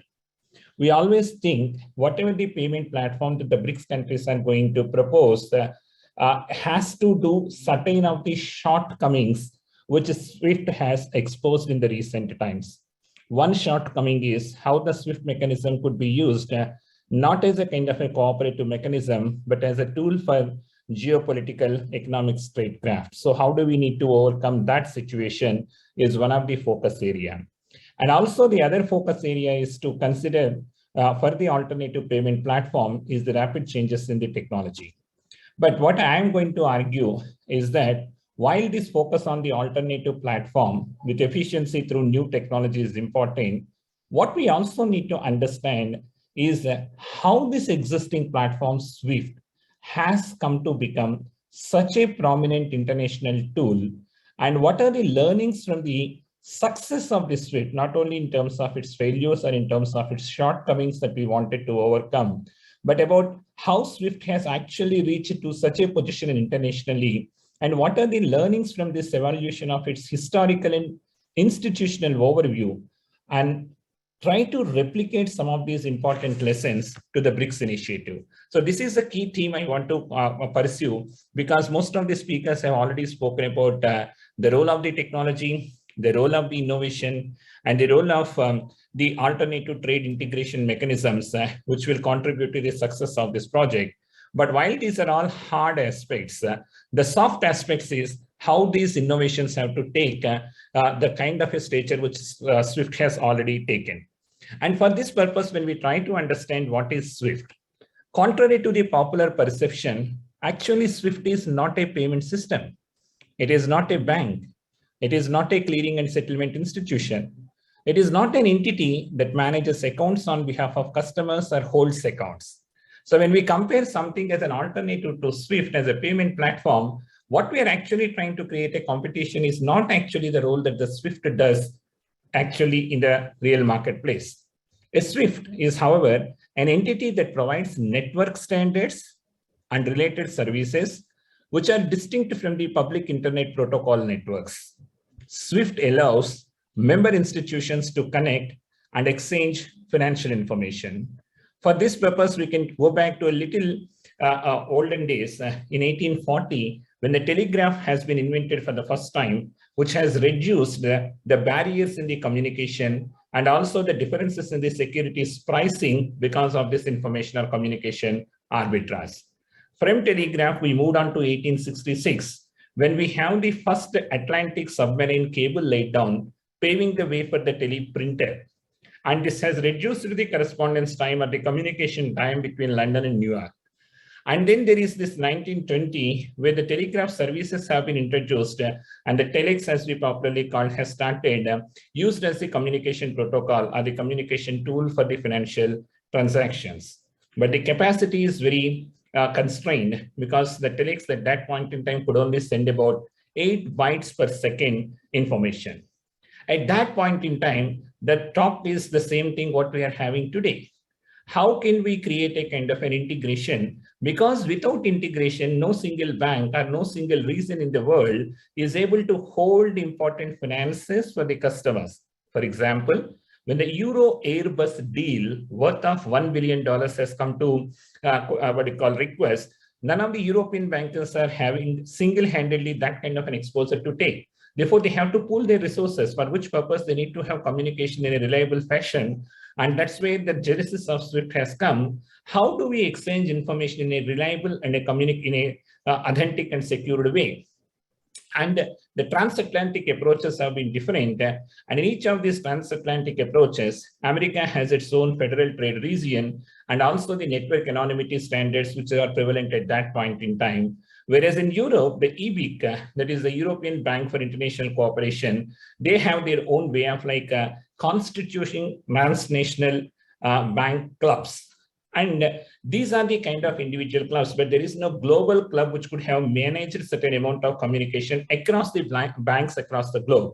And that SWIFT has born as an industry cooperative within a competitive sector. And it has got unprecedented network effect, and it has created landmark network standards, and it has maintained knowledge exchanges over a period of time. And how did it achieve this? Through consultation, committee approaches, and conceptualization approaches. Now, when we have to do this, all these things have evolved over a period of time, and it is also has a genesis of international trade cooperation need.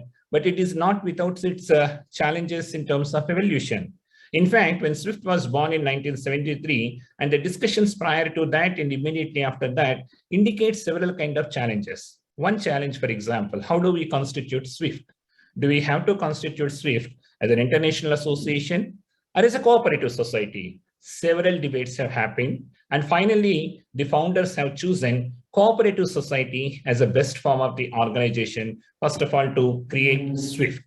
The reason for that is the emerging revolution in technology happening, and from Telegram to Telex, they have to create a kind of a communication protocol. And in order to bring this new revolution to the forefront of the communication technology for financial institution, what is more important is cooperation. And they call it as co-opetition. Co-opetition is basically competition in a cooperative, or a cooperation in a competitive sector. And that's how the challenges in terms of nature of institution were overcome. They did not go for international association. They went for a cooperative society. And the second important challenge is in terms of location of the institution. So whether it has to be in London or whether it has to be in New York, that would have actually made the institution make or break, because the power centers might want to snatch the institutional presence, but the SWIFT was able to overcome that challenge. And finally, they have created in Belgium, which is neither London and non-New York, and has that of a midway of a compromise, but that was a fairly good compromise for the institution to get located. And then there were certain issues in terms of the nature of standards, whether the SWIFT will promote their own standard or whether a member country will come with its own standard and expect SWIFT to officialize or operationalize that standard as the global standard. So this is called as a proprietary standard, whether the SWIFT will have a proprietary standard of someone and then create a kind of a importance to that standard across the countries, or whether we will have a cooperative standard. And while we think that currently SWIFT is the only standard, in the initial days, one of the banks that is a member of the SWIFT network is FNCB, First National City Bank. And First National City Bank has come out with a proprietary message format, which is called as Machine Readable Telegraph Input, MARTI, and that standard has initially considered as a competitor to SWIFT. So while the First National City Bank, along with Bank of America, Chase Manhattan, Barclays, Lloyds, and Midland, they all were member countries of the SWIFT. First National City Bank has tried to create a proprietary standard, and they were also using their own standard apart from working with SWIFT. But over a period of time, members felt that this kind of proprietary standards doesn't make sense, and each of them have to make sure that the SWIFT's cooperative standard has to be upheld. And how this has happened is an interesting story to learn for ourselves. So the initial operations team of the SWIFT have been drawn from hotel and airline industry, where the reliability of the service is of paramount importance. And there is a conceptual workbench that has been created for vendor experience with Army message switching system. So right from the beginning, the paramount motto of the SWIFT is basically security. And the way in which the security has been deployed is not by creating an innovation. They didn't innovate anything new, but what they have done, they have taken the core system, which is using the proven network technology at that point in time. However, on top of that existing network technology, communication technology system at that point in time, they have applied a secure protocol, which was developed in-house by the system, which is like Message Switch Plus. And this security protocol uses certain matching algorithms for testing keys and authentication. So the idea of the SWIFT is not to create a kind of an innovation. It is basically to make sure that the innovation is nothing but deployment of the existing technology for the best way, in such a way that the scalability and the security can be achieved. The ethos of the SWIFT are expressed in 4 different words: learn, prevent, plan, and manage. So you learn by doing it, you try to prevent whatever is foreseeable, you plan for exigencies, and you manage them when they occur. That is how the SWIFT has started its journey, using the existing technology, laying down a layer on top of it, and then trying to learn, prevent, plan, and manage. And the operational excellence, in the opinion of SWIFT, is achieved by people, not hardware, software, or high fences around properties. And the people are the core things which has developed the SWIFT through cooperative form. So right from beginning, SWIFT has focused upon the right people holding the top positions who are able to make difference in terms of the standard setting and the protocol design.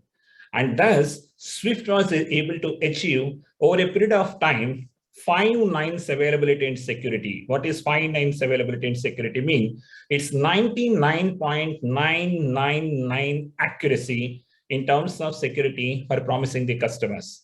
And this is how it has achieved this. it has achieved by promising an improved service level with better security than you never had before. But SWIFT never promised innovation. What it said is, come guys, come and join in our network. When you join in our network, you're able to use a kind of a technology which is not totally alien to you. You can easily plug and play this technology. While you can plug and play technology, we also assure you an improved service which have never imagined. And the difference between 4 nines, 99.99 accuracy, and the 5 nines, 99.99 levels of accuracy is what we promised. But we never promised innovation. It is only engineering that has been promised. And therefore, the Financial Times at that point in time heralded SWIFT as the largest IT project in the world. Now, what is the way in which SWIFT was able to use this for the purpose of diffusion, which means that SWIFT has been designed, but how was SWIFT able to use this in kind of implementation? So SWIFT has a role in successful implementation, not only because it is providing a network for telecommunication, but it is also a standard setter. So the SWIFT has assumed a role of not only a kind of an operational player, but also a level up, which is basically setting up the standards. So the mission of this SWIFT is to bring financial community together in order to achieve convergence to common standards and practices in the sector. And this standardization process has happened in 2 layers. One is the message header has been standardized. The communication protocols have been standardized with message header containing the routing information and the message body, which is to enable automation and communication speed. And this standard setting process has been taken very seriously by SWIFT because it requires processor engineering, and also it included formatting financial messages in order to make sure that all information considered necessary is contained in that protocol. And it could also be read by both parties to the transaction as well as by machines. And this kind of a standard setting provided cost-saving opportunities, spaces for further innovation, and more transformation forms of connectivity. Now, so we have got a technology which the SWIFT has provided, and that technology is not a payment technology, it's a communication technology. And that communication technology is not by way of an innovation, it is a way of like taking the existing technology, topping it up with service architecture, and that is also made in such a way that it is done by the cooperative form and not by a corporate form of any other member country. And then it is able to give a kind of an assurance in terms of the security. And while doing all these things, it not only has given you a kind of a communication architecture, but it is also able to maintain certain standard setting role. And apart from all these soft aspects, we also need to understand how SWIFT has evolved over a period of time in terms of the governance arrangements. SWIFT is a provider of accredited market infrastructure for payment information processing, which means it is able to do 3 things for the financial institutions: authorization and initiation of payment, transmission and exchange of payment instruction, and settlement of payment. And the primary source of authority that the SWIFT draws, because it is not a kind of a regulatory body, it is a kind of a cooperative society. The cooperative form is the important concept we need to understand in this whole exercise. And the cooperative form enabled SWIFT also to carry or actually seek a contribution of relevant expertise from all the member countries. And it also was able to give a kind of a incentive where it said that there is an undertaking by the SWIFT that if somebody routes a substantial portion of message into SWIFT, their role in the cooperative governance arrangement will be enhanced. So this made more members to participate, not only as a governance arrangement, but also promoting the standards and the messaging formats developed by the SWIFT, thereby increasing the diffusion. And the other sources of authority in relation to market and market participants, SWIFT also acts as a role of ISO registration authority and developer of proprietary standards. So the more a member uses the SWIFT, the more shares they are allocated and the more they gain.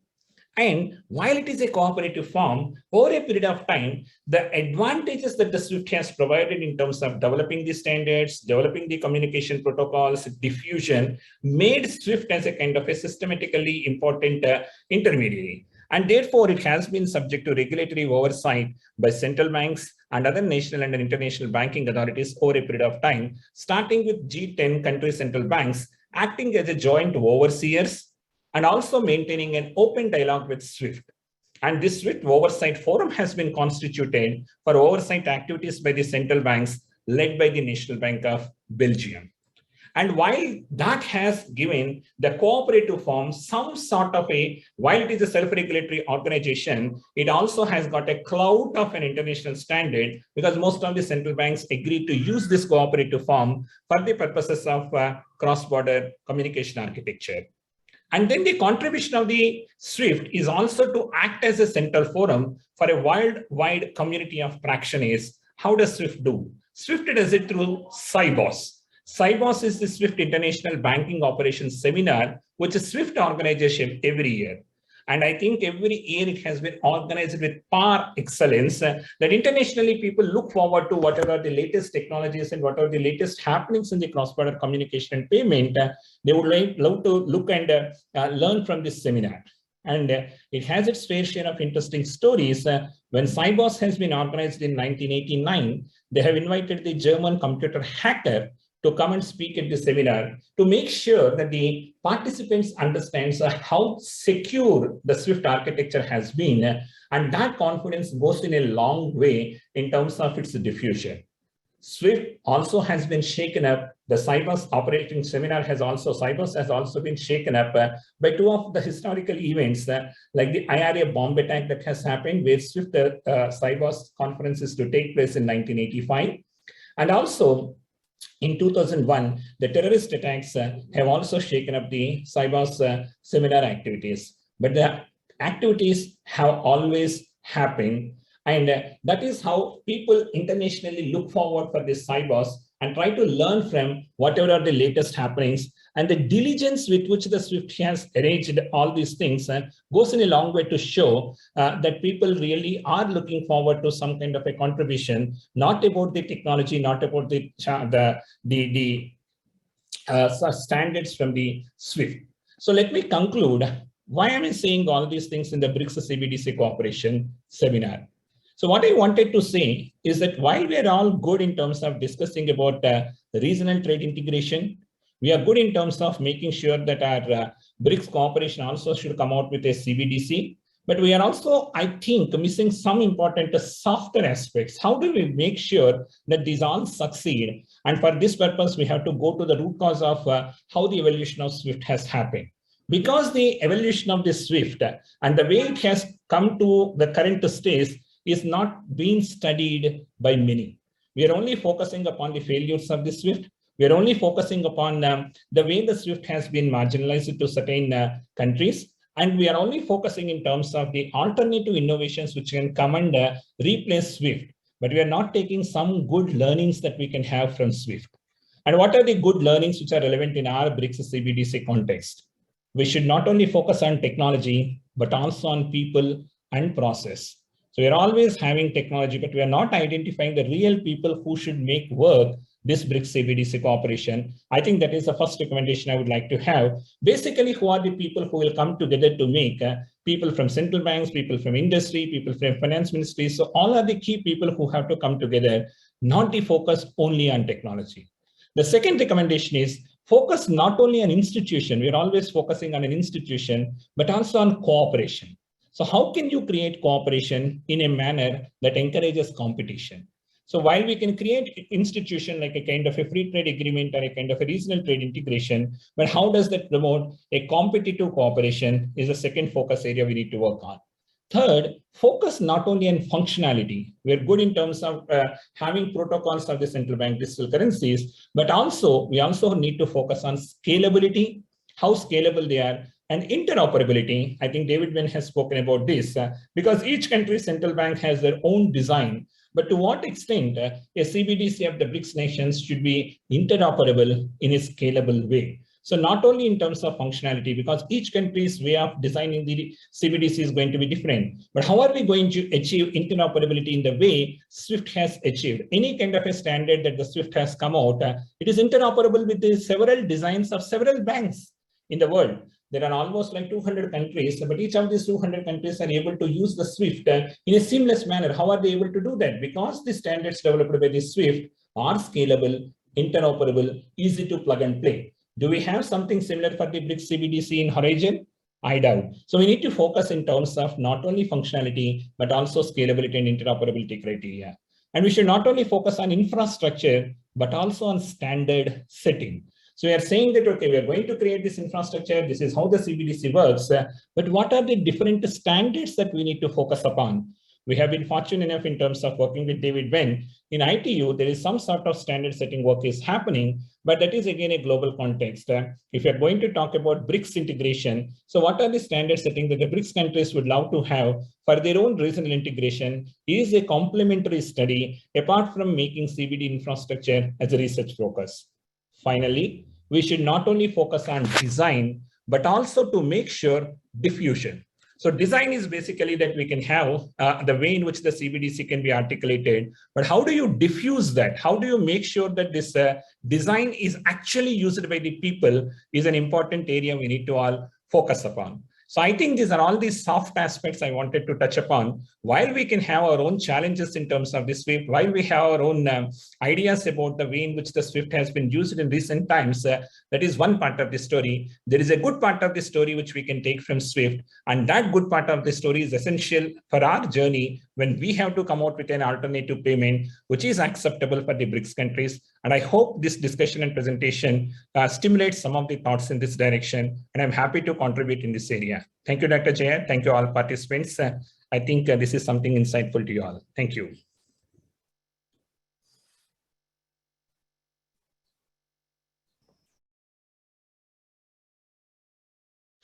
Thank you very much, Srini. It was a very interesting and elucidating presentation. Because we're running out of time, we will now move straight to the next presentation from Russia, which is Professor Irina Yaragina. She's the director of the Russian National Committee on BRICS Research. And Professor Yaragina has been working as the chair for economics and banking at the International Institute of Energy Policy and Diplomacy under the Ministry of Foreign Affairs of the Russian Federation. She heads programs for the Financial University under the government of the Russian Federation. She is a member of the International Committee of the Association of Russian Banks and the working group of the State Duma of the Federal Assembly and the dissertation councils of the Association for Analytics. Professor Yaragina is also the head of the analytical department of the Eurasian Consortium and a board member of the research director of the National Committee on BRICS Research. So, Professor Irina, welcome. It's nice to see you again. Thank you very much indeed. I would like to hand you the floor so that you can do your presentation. Thank you very much. Thank you very much for your kind presentation, and I'll try and be as quick as possible because we are really run out of time. And judging from the experience of the International Bank for Economic Cooperation that I had the privilege to work for more than 15 years. And as far as you know, the International Bank for Economic Cooperation as an international intergovernmental structure has set up in 1963 the convertible currency with agreed rates and some privileges for Comecon country members, and it was very effective. In my presentation, I will share some ideas concerning the pro factors and make some proposals. But first of all, I would like to express gratitude to the hosts, sponsors, and administrators of this conference, and to stress the point that the topic of the research and the necessity of the discussion today's meeting is very reasonable, so that it's the privileged period for us to develop cooperation in this field and to set up the central bank's digital currency payment system. As far as pro factors, we are, as partner countries and partner countries plus the developing countries, let's put it like that, have the same aims of sustainable economic growth, safe finance and risk management, and support of economic entities for better living. And within our partnership, we have the possibility of easier penetration to our financial systems and shorten our periods for developments on the basis of technological and administrative reserves, exchange our professional views, and use all vehicles of the currency circulation within the direct and portfolio investment. There are different kinds of them, and that are used widely within BRICS country and Eurasian Union countries. And most of the Eurasian Union countries have special agreements with BRICS and with member countries in particular, and have the great variety of different financial institutions with all funds circulation. And there are a lot of other institutions with the government participation of our countries and the Eurasian countries, providing our clients with a lot of different services that are of a need. And it can be successfully done on the basis of the central bank's digital currency payment system, not only with the participation of BRICS countries, but with the Eurasian countries. You have mentioned that I'm just the member of the Council Board of the Eurasian Analytical Body, and we consider that there is a great possibility for us to put forward the strategy backed by universal functioning rules, operators, and the regulators of the system, and the requirements for consumers that can be universal, because banks as the intermediaries are make their best to serve the clients within the banking systems, and the banking systems are supervised by central banks, and there are two varieties to set up such kind of the central bank's digital currency on the basis of the central banks themselves, because they possess their kind of payment systems, and the other opportunity, as it was, as I mentioned, with the International Bank for Economic Cooperation, to set up such kind of the system on the basis as an agent of the new bank, BRICS, New Bank for Development. It goes without saying that it's in time, because there are a lot of different types of cyber banking trends, and the digital currency should go through it, and without harmonization, it will be just a kind of the house. And within the e-commerce, within the finance and banking services, within trade promotion, and other sorts of cooperation, including risk management.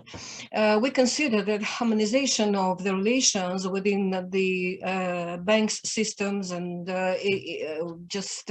in our relations as far as trade, service, currency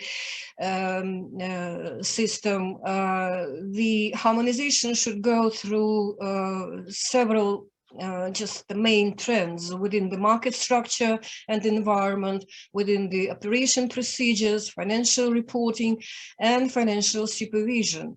Actually, we are on the eve of the industrial revolution of the hydrogen production as the new energy, and within that, just the idea of the digital currency payment system within BRICS and Eurasian Union, it's very important and up to date.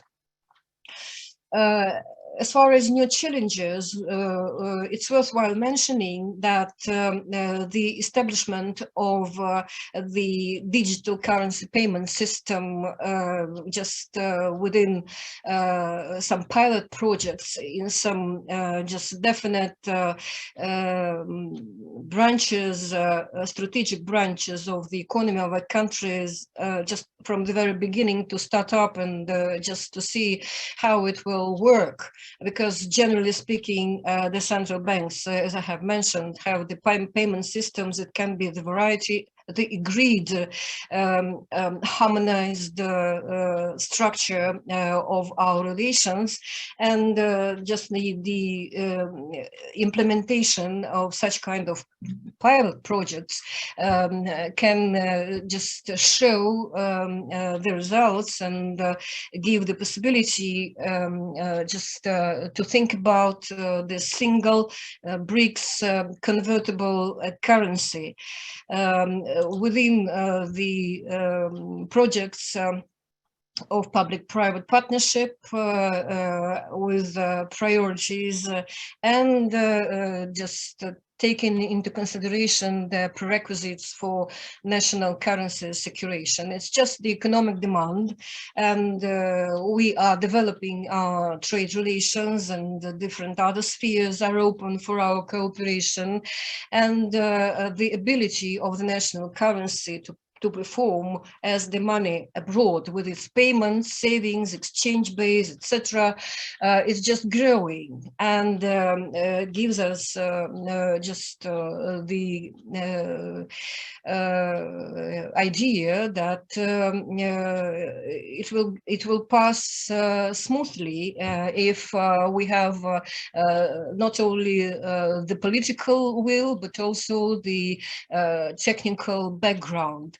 It will also help to develop our financial center projects. In 2017, it was an agreement of our stock exchanges, and it is going on, and just in national currencies, and there is a possibility just to use the digital national currencies at the moment, and just introduce such kind of circulation of the system within the stock exchange alliance and the relation with the clients. All in all, we consider that the concept of the long and short-term cross-border secure digital currency payment system is worthwhile setting up with the international software roster as the technical base for its circulation. Then the concept of the secure single cyber platform is also very important, and probably it is just included into the research that was mentioned by our colleagues by the Nelson Mandela University. And the implementation of the digital currency payment system within the ecosystems in energy, transport, trade relations is just a kind of the challenge that we should meet. Too. Thank you very much. In brief, it's just like that. If there are questions, if we have time for questions, I'm ready to answer. Thank you very much indeed. Thank you, Professor Irina. It was a very interesting presentation. And because we are running out of time, we will go straight to Professor Ronnie Kwadi. who is the head of the, is the director of the School of Economics and Development and Tourism at Nelson Mandela University, and he's the leader of the project in which we are undertaking this research. Professor Kwadi holds a PhD in economics from Nelson Mandela University. His areas of specialization are public finance, international finance, labor markets, macroeconomics, development economics, and applied econometrics. He has published both in local and international journals and has read papers at various academic conferences in South Africa and abroad. Professor Nkwadi is currently a full professor and director of the School of Economics, Development and Tourism at Nelson Mandela University in Port Elizabeth. His main focus on this project is to be able to look at the work that has been done by Professor Yuan Dai and look at the issues and the indexes that we are hoping to establish, and to look at what are the issues and relationships between the BRICS countries that can help us to provide a base and a foundation on which we can build a payment system for trade, to improve trade and to improve investments across the BRICS countries. Professor Ronnie, I will hand over to you. Can you please take over? Thanks so much, Rajai. I just want to share my screen and ask that my colleague stop sharing the screen. Thank you. Thanks so much. Perfect. All right. So good afternoon, colleagues, all the members here present.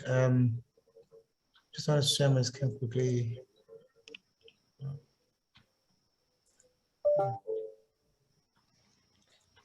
I hope everyone can see my screen. Well, good afternoon, everyone. We are certainly happy to be together in this meeting to discuss this very important topic about the digital currency, which is something that is on our face in view of what is happening in the world right now, and of course, the COVID-19 and all these other shocks that we've experienced in international economy. So our take here, I'm working with my PhD candidate, Ms. Nwabisa Kolisi, is to test first, as to the current system, that is the exchange rate system that we are using now, which is subject to volatility. And we wanted to test to see how that volatility impact on BRICS trade. So we're using various types of models to arrive at our conclusion. I want to first acknowledge the research grant funding for this conference here from the NIHSS South Africa. Sorry for the noise in my window here, the wind, and in the campus by the sea, so there's a strong wind. I'm on the 9th floor here, so you'll hear this wind from the background here. I hope it won't drown my voice. All right, so as an introduction, the breakdown of the Bretton Woods system signaled the dawn of a new era for the global economy, in which many of the world's major trading nations would embrace a regime of floating exchange rate determination. That's from the studies of McKinsey and Melbourne, 1999. That's the currencies are traded on the basis of the forces of demand and supply, and that actually leads to volatility, because you never know what's going to be tomorrow in terms of the exchange rate. It follows the so-called random walk hypothesis. Consequences that are that the risk-averse traders would cut back on output in fear of exchange volatility. So if exchange rate is volatile, it kind of brings a lot of uncertainty in terms of trade and of what the value of your currency is going to be in future. And the shocks that takes place in these currencies, they further, slow down the trade flows. So the exchange rate volatility poses a potential to reduce the trade flow. So we need a more stable currency in order to be more efficient in our trade. So the consequences of exchange rate volatility on trade have long been at the center of debate amongst economists globally on the optimality of alternative exchange rate. You must see the work of Code 1094, and they write on this issue. The exchange rate volatility is believed to have a significant negative impact due to exchange rate uncertainty. That's the work of Crowdy, this journal, the Review of Economics and Statistics. And then the work of Khan, Azim, and Said. They also explored this exchange rate volatility by using Gar's model. they look at, they measured, the volatility impact on trade. So we tried to follow closely the work of Khan, Azim, and Syed in our modeling.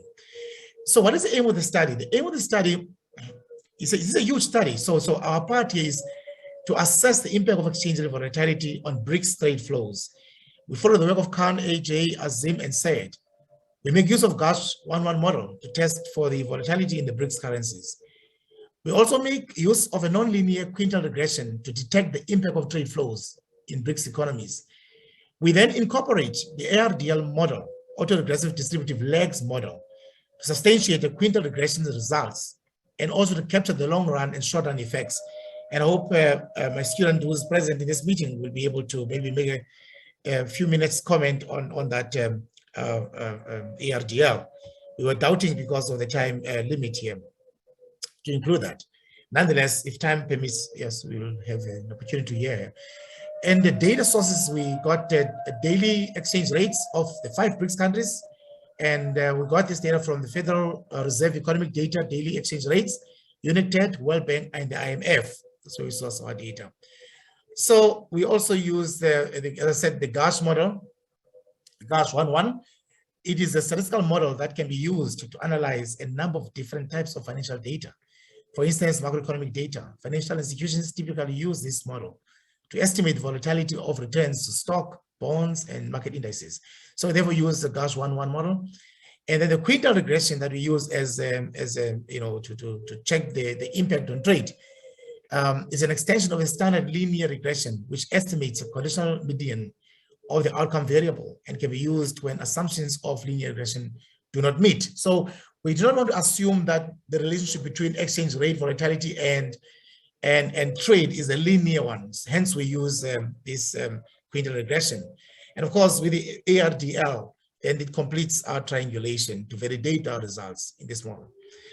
Now, I'm showing you the volatility here to, sorry, it's opaque. The volatility clusters amongst the 5 BRICS countries. And you notice that here, this is Brazil, the large, the small variances followed by, small changes. And of course, see, it gets larger and larger. And what is common in these diagrams here is that towards 2010, we see an increased level of volatility in Russia as well, in India. This is China, as well as, of course, South Africa. We see this volatility cluster, kind of increasing towards 2010, and they all move almost in the same tandem in terms of, we trade with one another, and of course, that you can see that there is this evidence of volatile economic data. And going to the results here, the first model I want to show you is a GASH model, which is Brazil. Brazil, you'll see that are two equations here. There's a mean equation and there's a variance equation.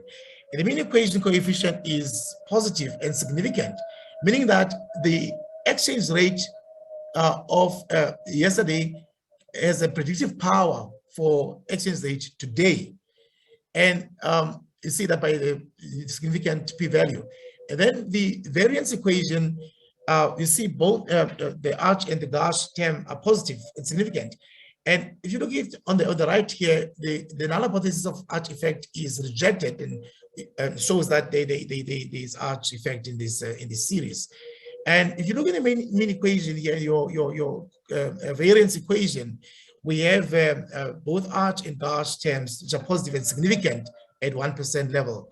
The variance equation includes a constant of 0.03 plus a past values of 0.296, which depends on the past errors of 0.328. Now, if you look at the size of arch and GASH terms, it adds up to 0.61, which is very high. And that means that the shock in the system here has a potential to last for a very long period of time in the system, which then affects your trade. And you find similar results when it gets to the following country, which is it's not India. sorry, I can't see this is hiding. Oh, this is Russia, which is Russia. Again, similar results to what you've seen with Brazil, where we have your mean equation, which the exchange rate here of Brazil has also predictive power, is very significant, meaning that the exchange rate of yesterday has potential to predict, what the exchange rate will be today. And of course, we have your variance equation, which again shows positive coefficients, which are also significant. It's got a constant of 0.02, which also is followed by past values of 0.444, which depends on the past errors of 1003. Now, if you look in that arch and gauge terms, they add up to 1.45, again, which is high, which shows that the volatility has a potential to last a bit longer in the system into the next period.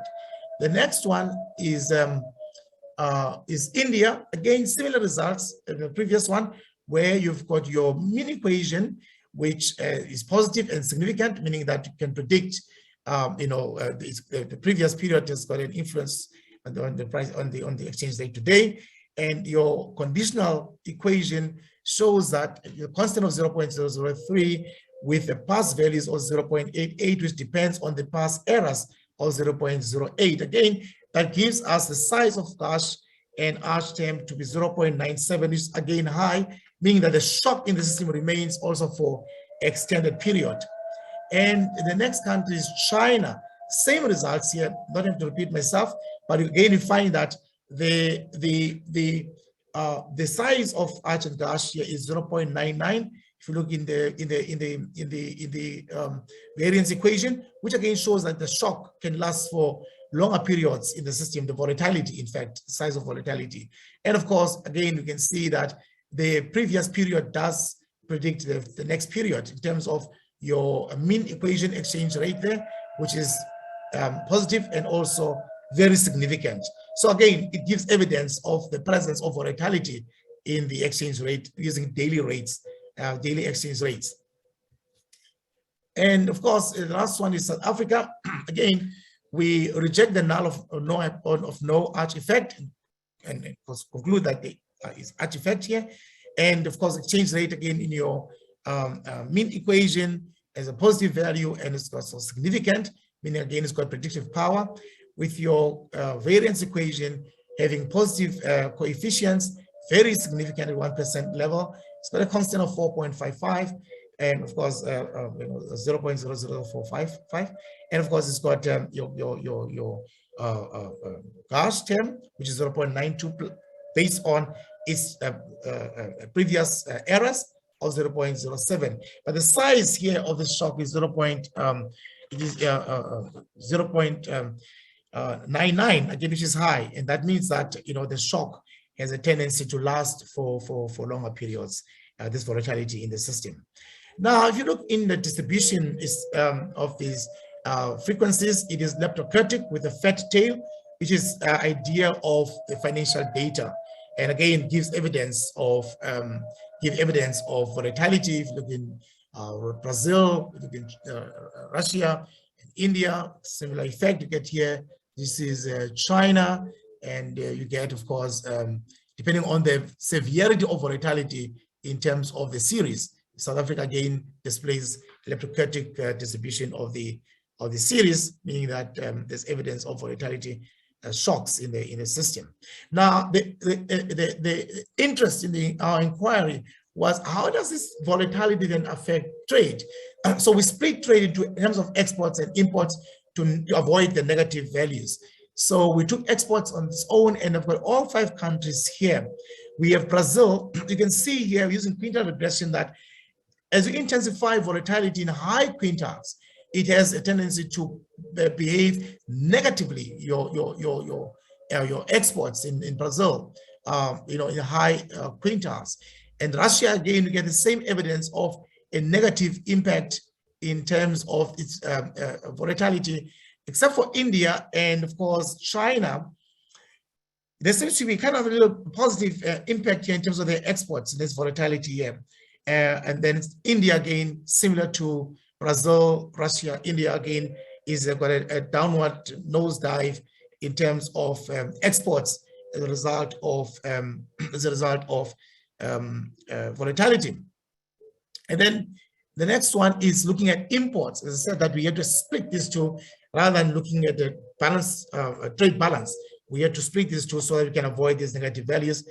Now, Brazil again shows in the lower quintiles a downward declining impact because of the volatility, but later on in higher quintiles, it tends to turn up. There's an inflection point where it starts moving towards an upward trajectory. And India, again, we see here that volatility does depress its trade in the lower quintiles, but as we intensify, then see that it comes back to positive values. Again, similar to the previous slide, which I had shown. China, again, we can see there's a negative impact in the high quintiles. The volatility impacts negatively on its trade in terms of imports. In South Africa, again, lower quintiles is negative, and then of course it goes up and becoming positive in the higher quintiles. So what does this whole thing mean? What we pick up from here in this presentation is that the results just demonstrate inconclusivity, in a sense that these inconclusive results or this variety of responses towards the volatility shocks is because of the heterogeneity of responses. Each of the BRICS economies has its own policies to respond to shocks. We've done a study with my PhD, which 2 years back, where she looked at the possibility of a single currency amongst BRICS, and we found similar results.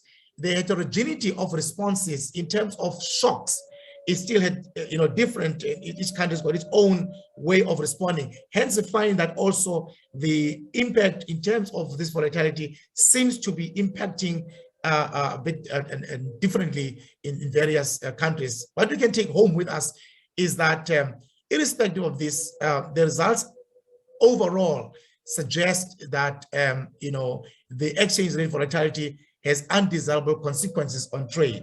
And obviously, we want to comment on the long and short run quickly.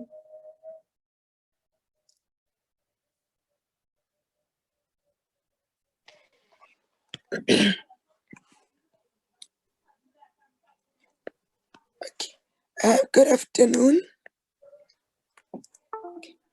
Thank you, Prof. Greetings to the rest of the participants. Just to comment on the ARDL model results to examine the long run and the short run impact of exchange rate volatility on trade in BRICS countries. As we may remember, we know that these 5 BRICS countries, they've adopted different exchange rate systems. The ARDL was conducted for individual BRICS countries to examine the exchange rate volatility impact on trade over the period 1995 to 2020. And EVU software was utilized. The results indicate that a positive and insignificant impact in the long run and in the short run is reported between exchange rate volatility and imports for Brazil as well as for Russia. In simple terms, this means that the results suggest that there is no relationship between exchange rate volatility on imports between Brazil and Russia.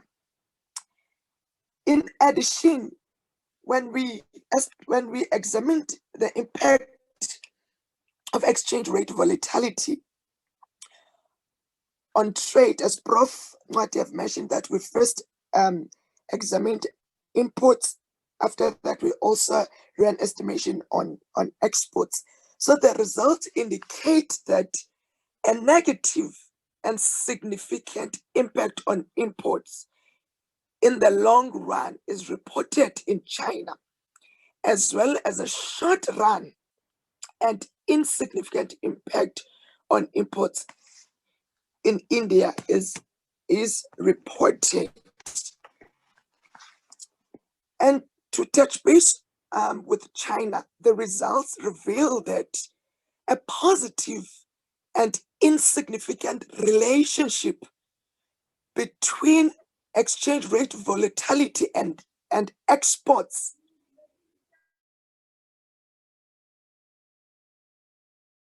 in China is reported. So the exchange rate long run.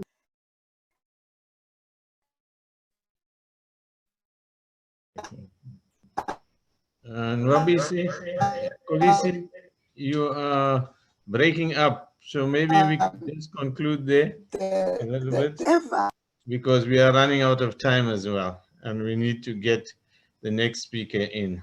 Okay. Okay, thanks. Okay, we just will, to sum up, because Brazil is still waking up. She was making a comment. Oh, sorry, you're making a comment? I think she wants to make a concluding remark. No, Mr. Just give a concluding remark, please. Okay, in conclusion, the results suggest that there is no relationship in most of the BRICS countries, such as Russia, Brazil, as well as China. The results suggest that there's no relationship between exchange rate volatility on trade in most of BRICS countries. Therefore, the results suggest that the BRICS countries needs to pursue policies that will support digital currency in BRICS countries, because there is no relation. Results suggest that there is no relationship between exchange rate volatility in the long run in most BRICS countries. Thank you, Prof. I thank you. Thanks, Chair. Thank you, Ronnie. Ronnie, you want to say something? To conclude, thanks, Dr. Jaya. All right, now to conclude, as you say, that it's a long walk, a struggle to change and, of course, to deal with these matters, because there's a variety of impacts in those 5 countries because of heterogeneity of the policies, you know.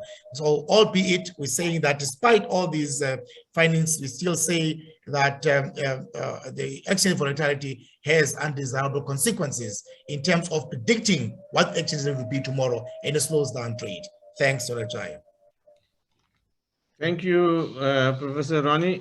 We are having difficulties with the people in Brazil because they are just getting up now. So we will probably just do Professor Herbert Punish,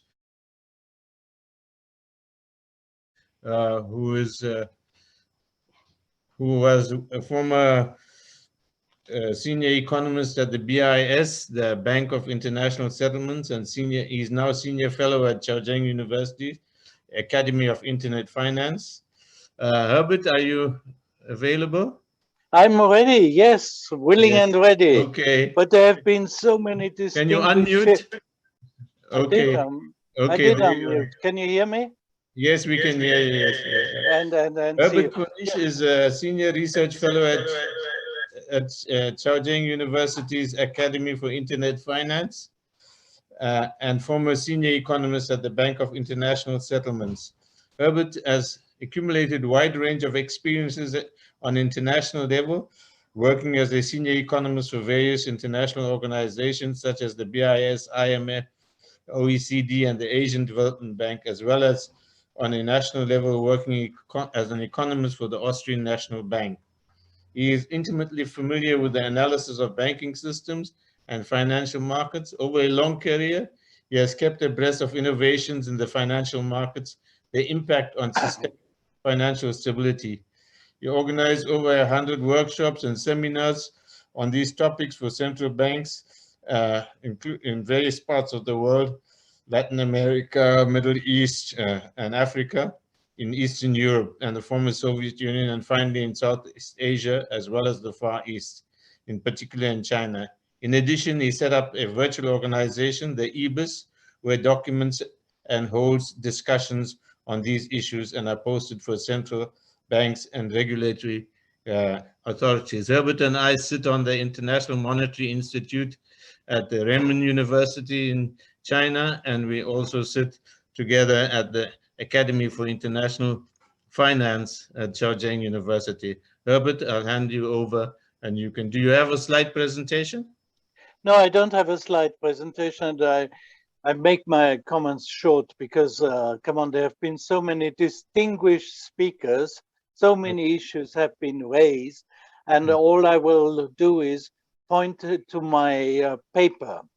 Okay. There are many good papers written, but I just want to repeat the main arguments.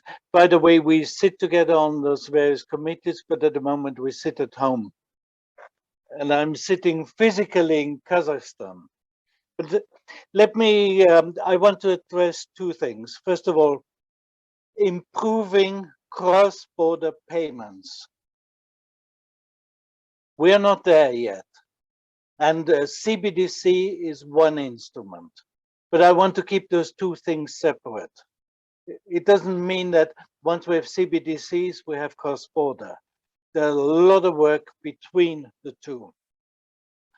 And as I've been working, there's a payments committee at the PRS, and cross-border payments have been a headache for a long, long time. So we are on the verge of creating something which uses a modern technology to send money across the borders.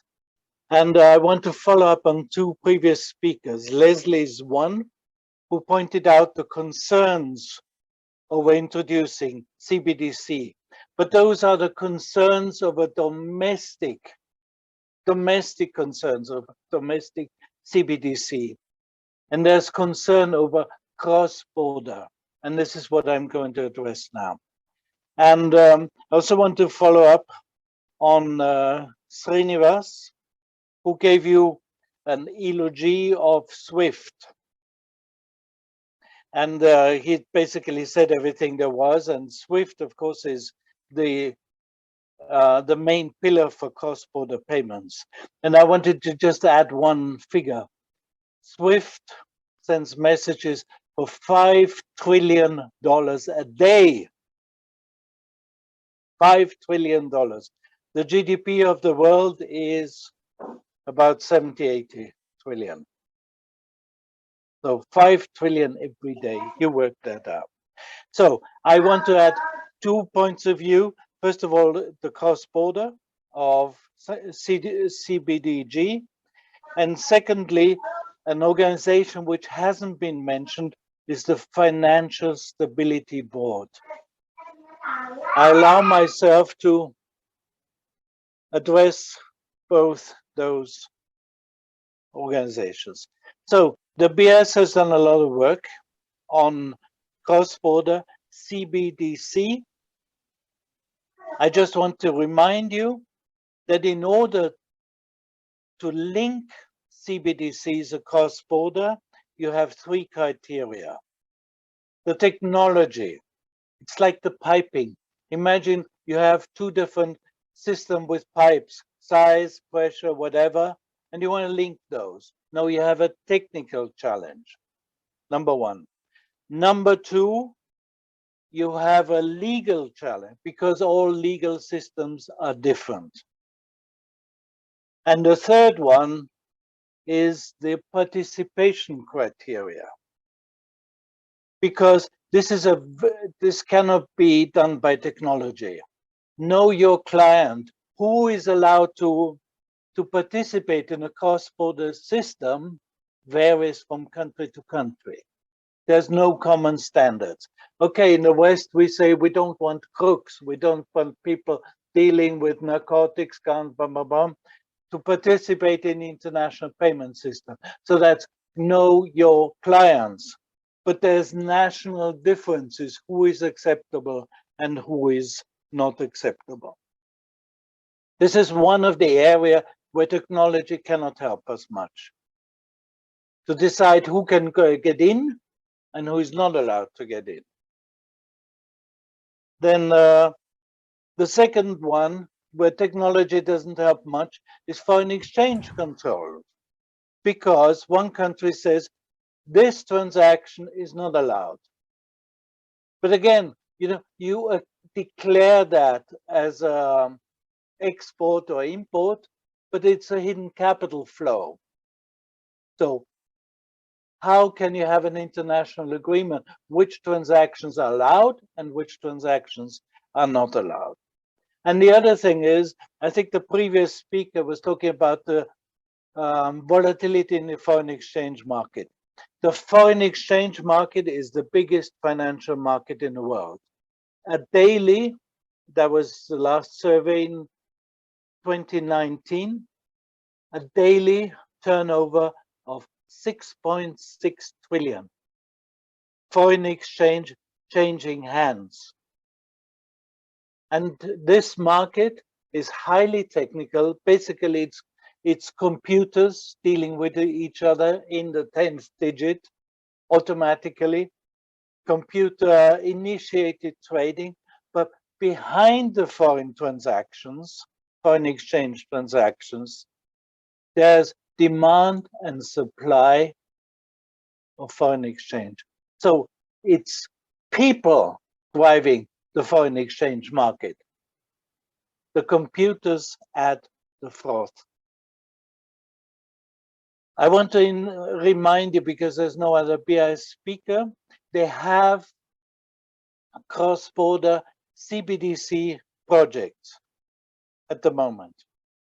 The first one is called Eura, very small one, 2 countries, 2 central banks, Switzerland and France, at the project stage, dealing central bank currency of Switzerland and of France, which has not been installed yet, but it's a pilot project. They're very small, but can you imagine the differences in technology, legal and participation criteria just between Switzerland and France, 2 countries who border? How complicated does it get the more countries you have involved? The second project is called M-Bridge.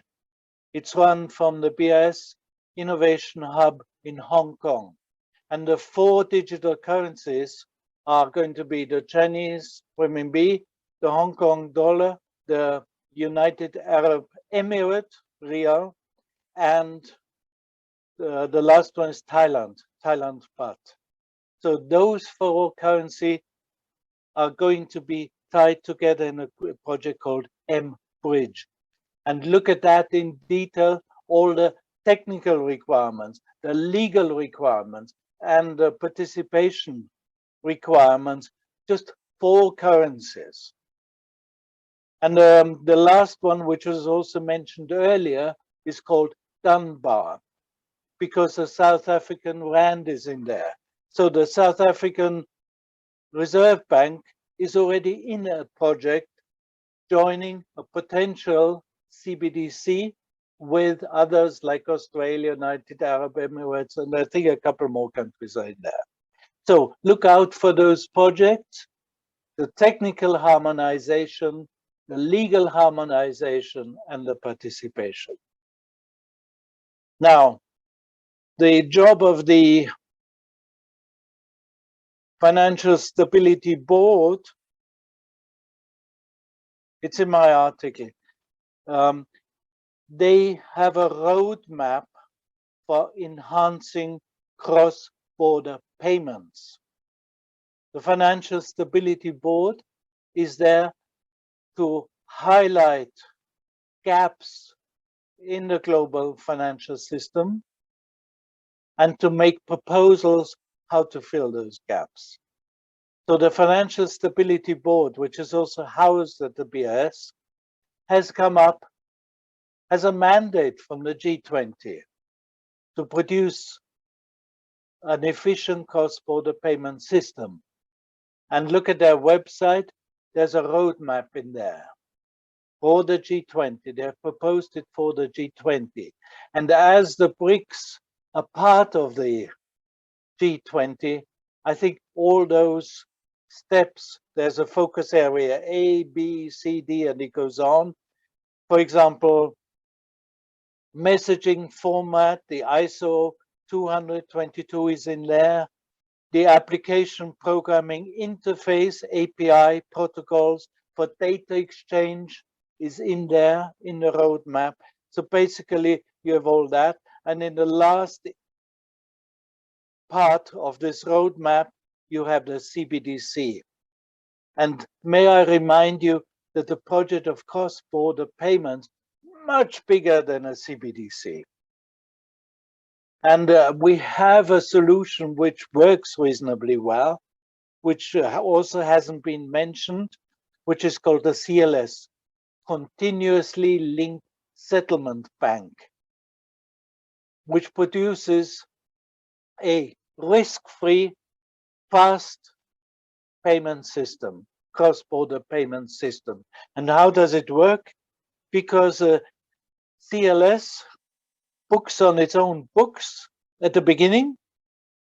So we don't have central banks in different time zones, but they have the trust of the central banks and the banks participating. So they write out all the risks. The final settlement takes place at the central banks. Say, for example, the CLS was involved in a BRICS settlement.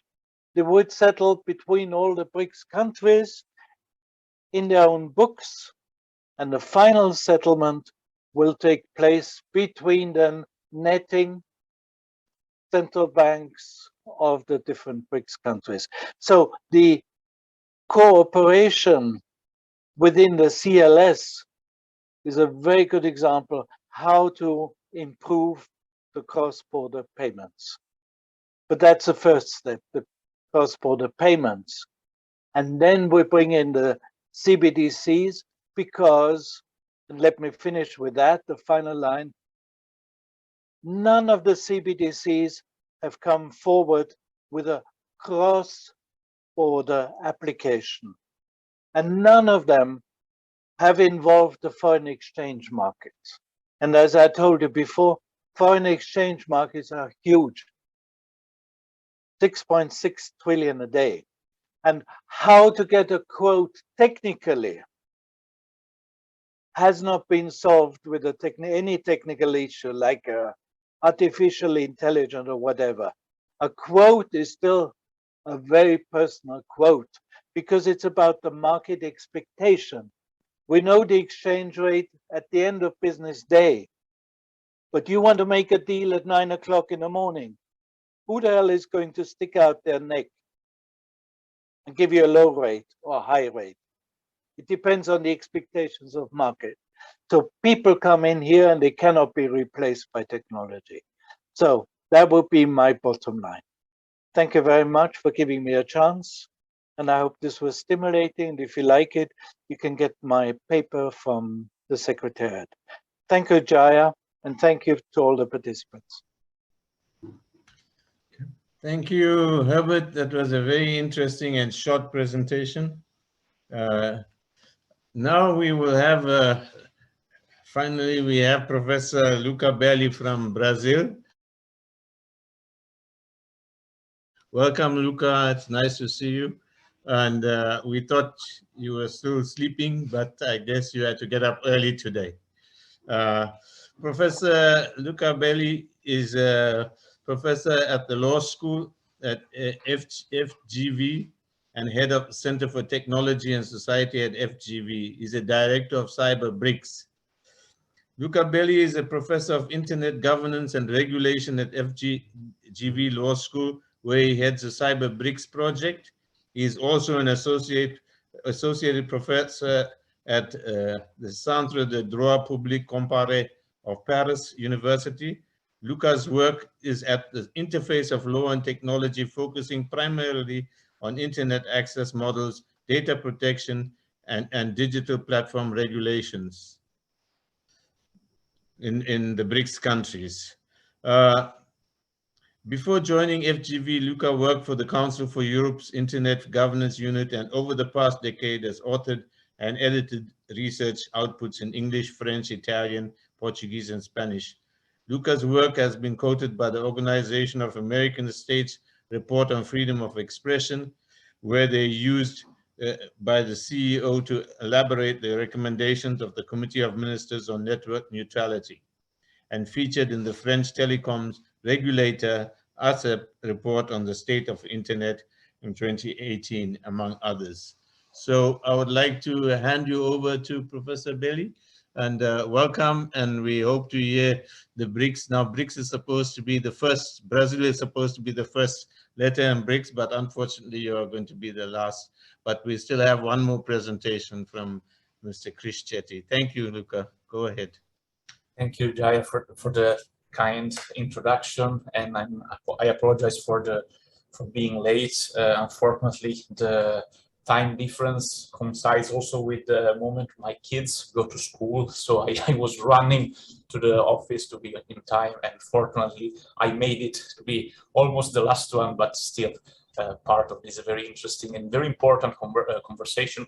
I would like really to salute all the efforts of the organizers for organizing this very timely debate. I think it's very important to understand, and I will try to point out this in my presentation, not only the disruptive element of this kind of new type of money that we have in front of us, these central bank digital currencies, but also the overlap that there is between these transformation and the more systemic digital transformations that many countries and BRICS countries in particular are undertaking, and all the different dimensions that may not be very evident when we speak with people that are used to analyze the financial sector, but are actually at the core of this project, which are all the ramifications within internet access, fundamental rights, data management, and data governance. And it's not only about the evolution of money. There are multiple layers of this discussion that I will try to point out in my presentation that I think must be considered if we want to be successful in implementing this kind of evolutive steps. Now, I prepared a very short PowerPoint presentation just to give you an idea of where we are at, what is my center doing, and which kind of projects Brazil is already implementing or almost finalizing in some type of projects, or planning for the next couple of years. So we have a lot of hype around digital currencies currently, and a lot of projects are already not only in the making, but already implemented. But to understand the ramifications that I was mentioning, it's very important also to provide a little bit of context. So let me just share my presentation. I transformed it into a PDF because for some reasons of, I guess, in lack of interoperability, my Zoom does not like PowerPoint presentation. But I'm sure it's less. There are less visual effects with PDF, but it is as understandable as the PowerPoint. Now, just to give you a little bit of context about the institution where I work, FGB, it's currently one of the most relevant academic institutions in Brazil. It's also a think tank. It's currently ranked as the third most influential think tank out of 11,000 existing think tanks in the world. At the FGV, I lead the Center for Technology and Society. It was the first center, actually in Latin America, created to analyze the overlap, the intersection between technological evolution and social issues, and especially legal issues. And within this center, since 2018, we are developing this quite interesting project, especially for the audience of today. I think it's called Cyber BRICS. There is also a nice website called cyberbrics.info where you find all our publications, interactive tools, videos of the past 4 years. Everything is in open access. And it's really meant to be a resource consolidating research on BRICS countries made by BRICS people. So you will see also the team is a very multidisciplinary team. There are, although if it is based in a law school, there are also data scientists, engineers, social scientists, economists, and precisely the diversity is one of the key elements of the project, not only with regard to the 5 nationalities that are represented in the BRICS grouping, but also the way of thinking. We don't want to have only lawyers, we want to have also other type of mindsets represented in the project. All the publications, as I was mentioning, are in free access, so you can download everything you want. There are more than 100. And one of the key elements that I wanted to also stress today in my presentation regarding the digital currency plan of Brazil is also the need to have a very good understanding and a very good look at cybersecurity issues, data management issues, especially personal data management issue. I will stress this toward the end of the presentation, also because I have a little bit of concern regarding how this extremely important preoccupations of carefully managing and structuring personal data is implemented at the moment, especially at the Brazilian level, but I don't want to spoil too much of the presentation, so I will come back to this in a couple of seconds. If you want, by the way, to have a better understanding of how this issue is regulated in the BRICS countries, there are several publications and also this interactive tool that you will find on cyberbrics.info comparing personal data regulations of the BRICS country. You will find also another one on cybercrime regulations, one on consumer protection regulations, several others, and we have more in the pipeline. But now to come back to the context of today's debate, the digital real, and how this can be seen in the context of innovation in the financial system, which is something that the Brazilian Central Bank is really keen on fostering in the best possible way.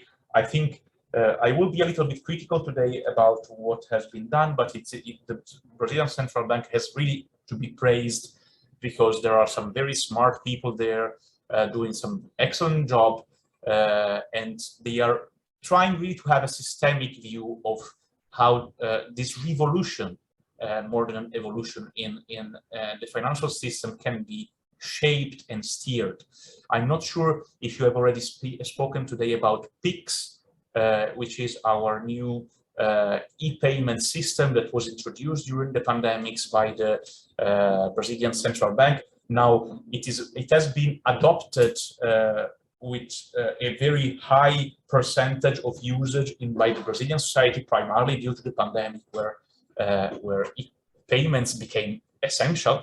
So everyone already in Brazil almost uses this BRICS system, which is an electronic payment system, interoperable, compatible.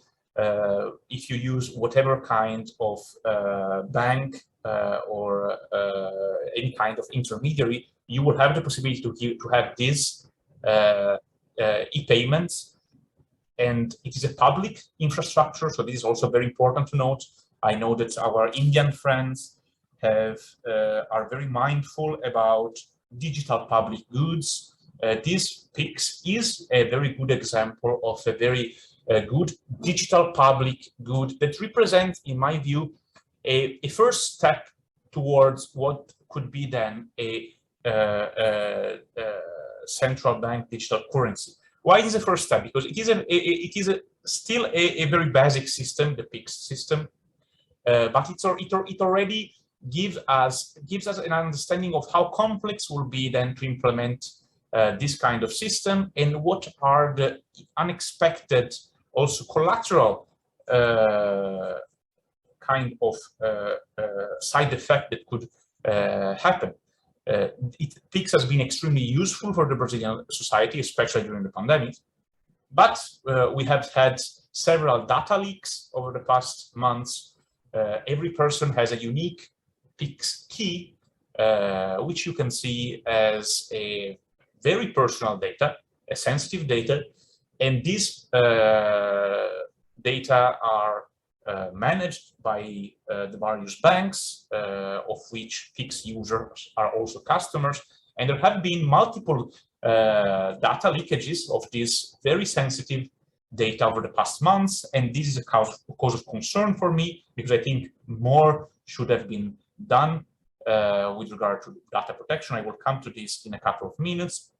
There is also a huge effort in promoting open finance with open banking that is currently ongoing. The central bank has already defined guidelines for open banking, which is a sort of internet of money, right? It's based on interoperability, the possibility to share financial data of individuals, which are personal data. So again, it requires a lot of attention. All of these kind of technological updates are always intimately intertwined with personal data and with data usage. So this must be a key concern for us at any moment, right? Can never be forgotten or even neglected.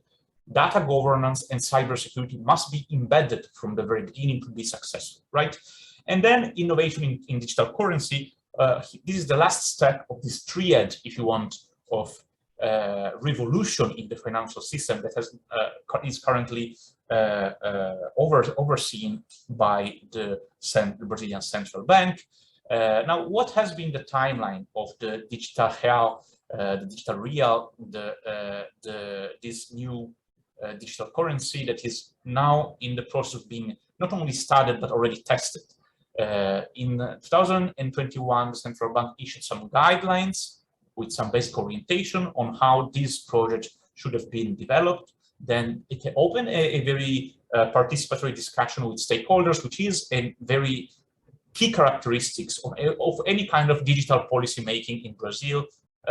All this kind of digital policy making always have a very ample participation of a very large and diverse range of stakeholders. And then, based on this discussion, the LIFT challenge that I will speak about in a couple of minutes has been launched.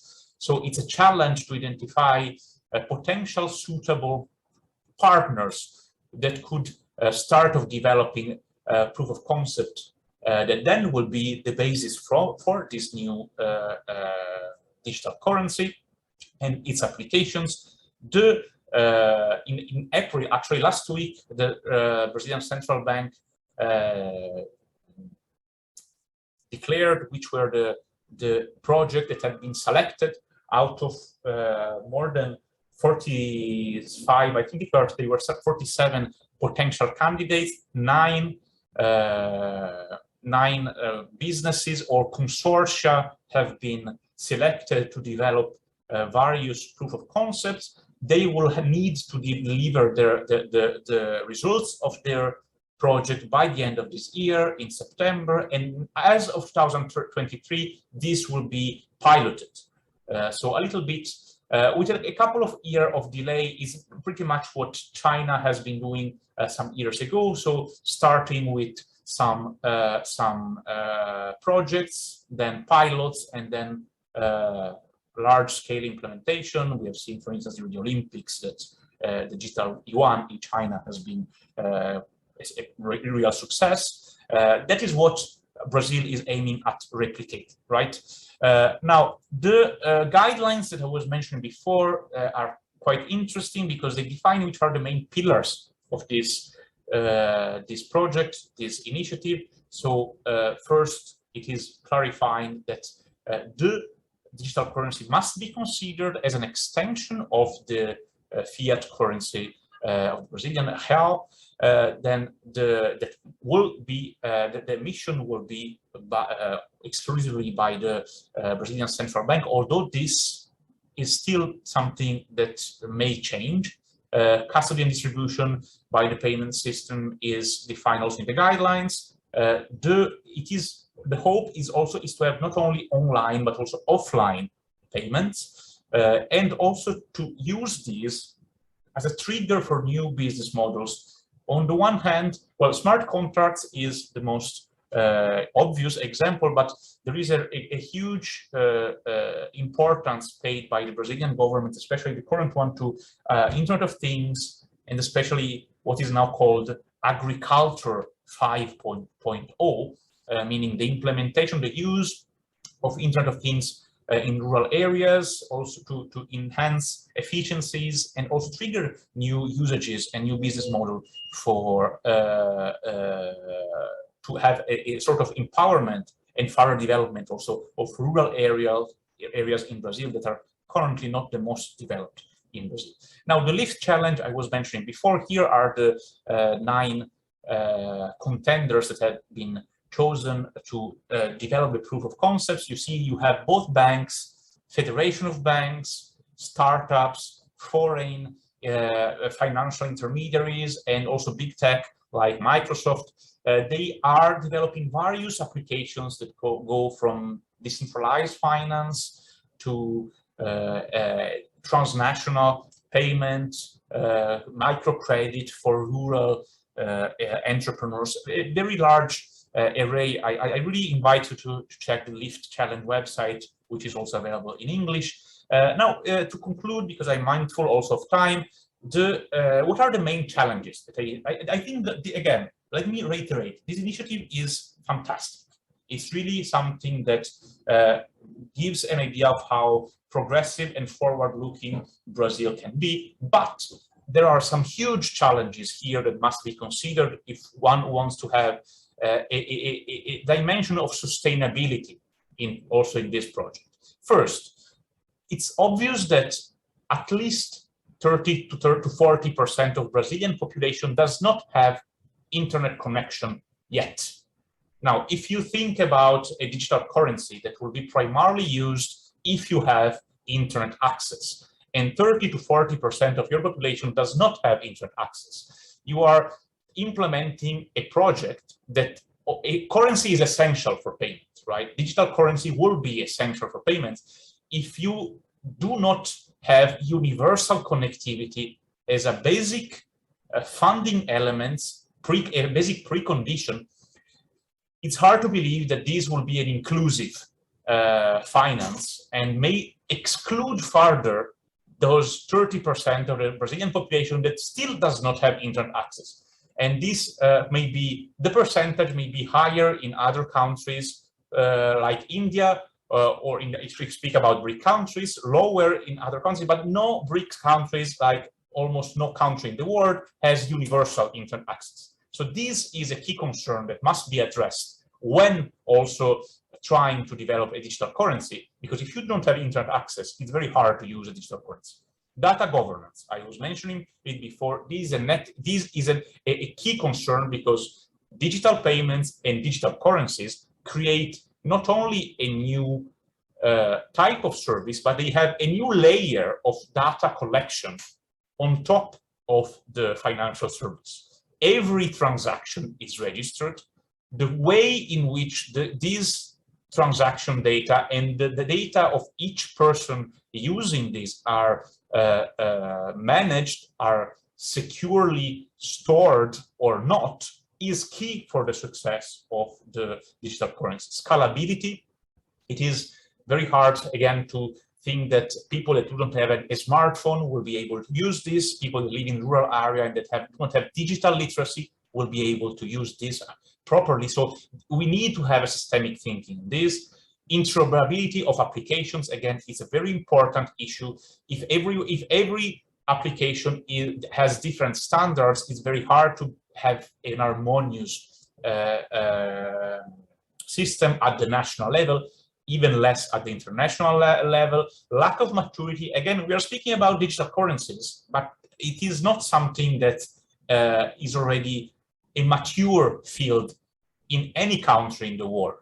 So it's very important to understand this and to understand that there might be hidden negative externalities that should always be, if not considered, at least some system to mitigate risk should be considered, especially then when we come to the last very relevant risk, especially with regard to cybercrime and crime to cool, which is money laundering, which is a very considerable problem with regard to any kind of digital currency. Now, to finalize, here is the main reason why I'm very concerned about data governance. This is a statement by the governor of the Brazilian Central Bank of less than 2 months ago.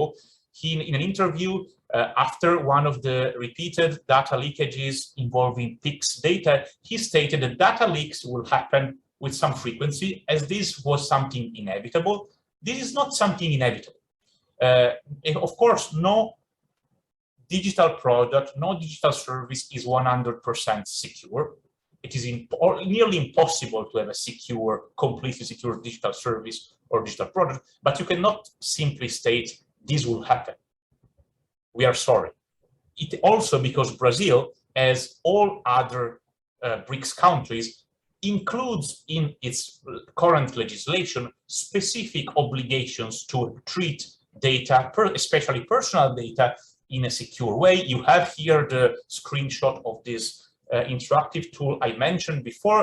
Under the question, what are the security requirements for collecting and processing personal data? You have here also, in regard to Brazil, Article 46 and 47 of our current General Data Protection Law, LGPD, mandates the embedding of both administrative and technical measures to make sure that data are processed securely.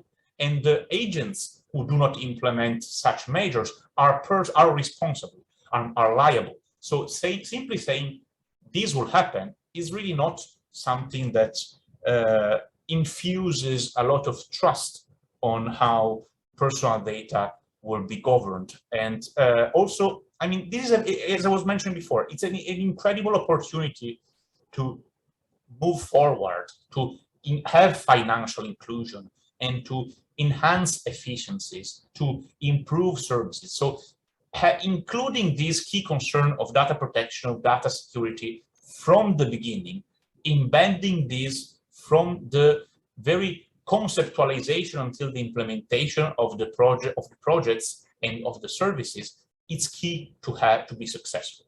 Now, the very last challenge I wanted to mention, and the previous speakers were already mentioning this, is the cross-border payments in order to make sure that all these wonderful initiatives that are developed both at the BRICS level but also beyond can be useful and meaningful, not only at the national level, but it can even become a driver for future empowerment, global empowerment. Again, I really like how the Indians discuss this in terms of digital public goods and global digital public goods, because this is precisely the kind of vision that I think would empower even more the efforts and would make even more meaningful the efforts of the BRICS community. I know there is a BRICS payments task force that has been set up 3 years ago, if I'm not mistaken, in 2018. So 4 years ago now, almost. And this, of course, has a very relevant role to play in terms of enhancing coordination. So there is a very strong attention to be paid to the future works of the BRICS Payment Task Force and also to all other initiatives like this one. So you have here my contacts in case anyone wants to discuss this further. We have also some relevant work on digital transformation in the BRICS that will mention these points I mentioned today. We have these publications in the pipeline. If you have any other question, I'm very happy to reply to this, and otherwise I very much thank you for organizing this excellent event. Thank you, Luca. Thank you, Luca. It's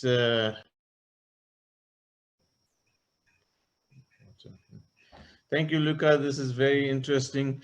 You came up with some issues that Mr. Chetty will present in the next and final presentation before we go into questions. The challenges you raised are very important, and he will address some of those issues here. The next speaker, we will have discussions when we finish all the presentations. So we won't waste any more time now. I will call on Mr. Krish Chetty, whose topic is Inclusive Economic Development Principles for Integrating Central Bank Digital Currencies in BRICS. Now, I have known Mr. Chetty for many years. He was a member of my HSRC BRICS think tank research institute, and he is a PhD candidate at Nelson Mandela University, Department of Computer Sciences.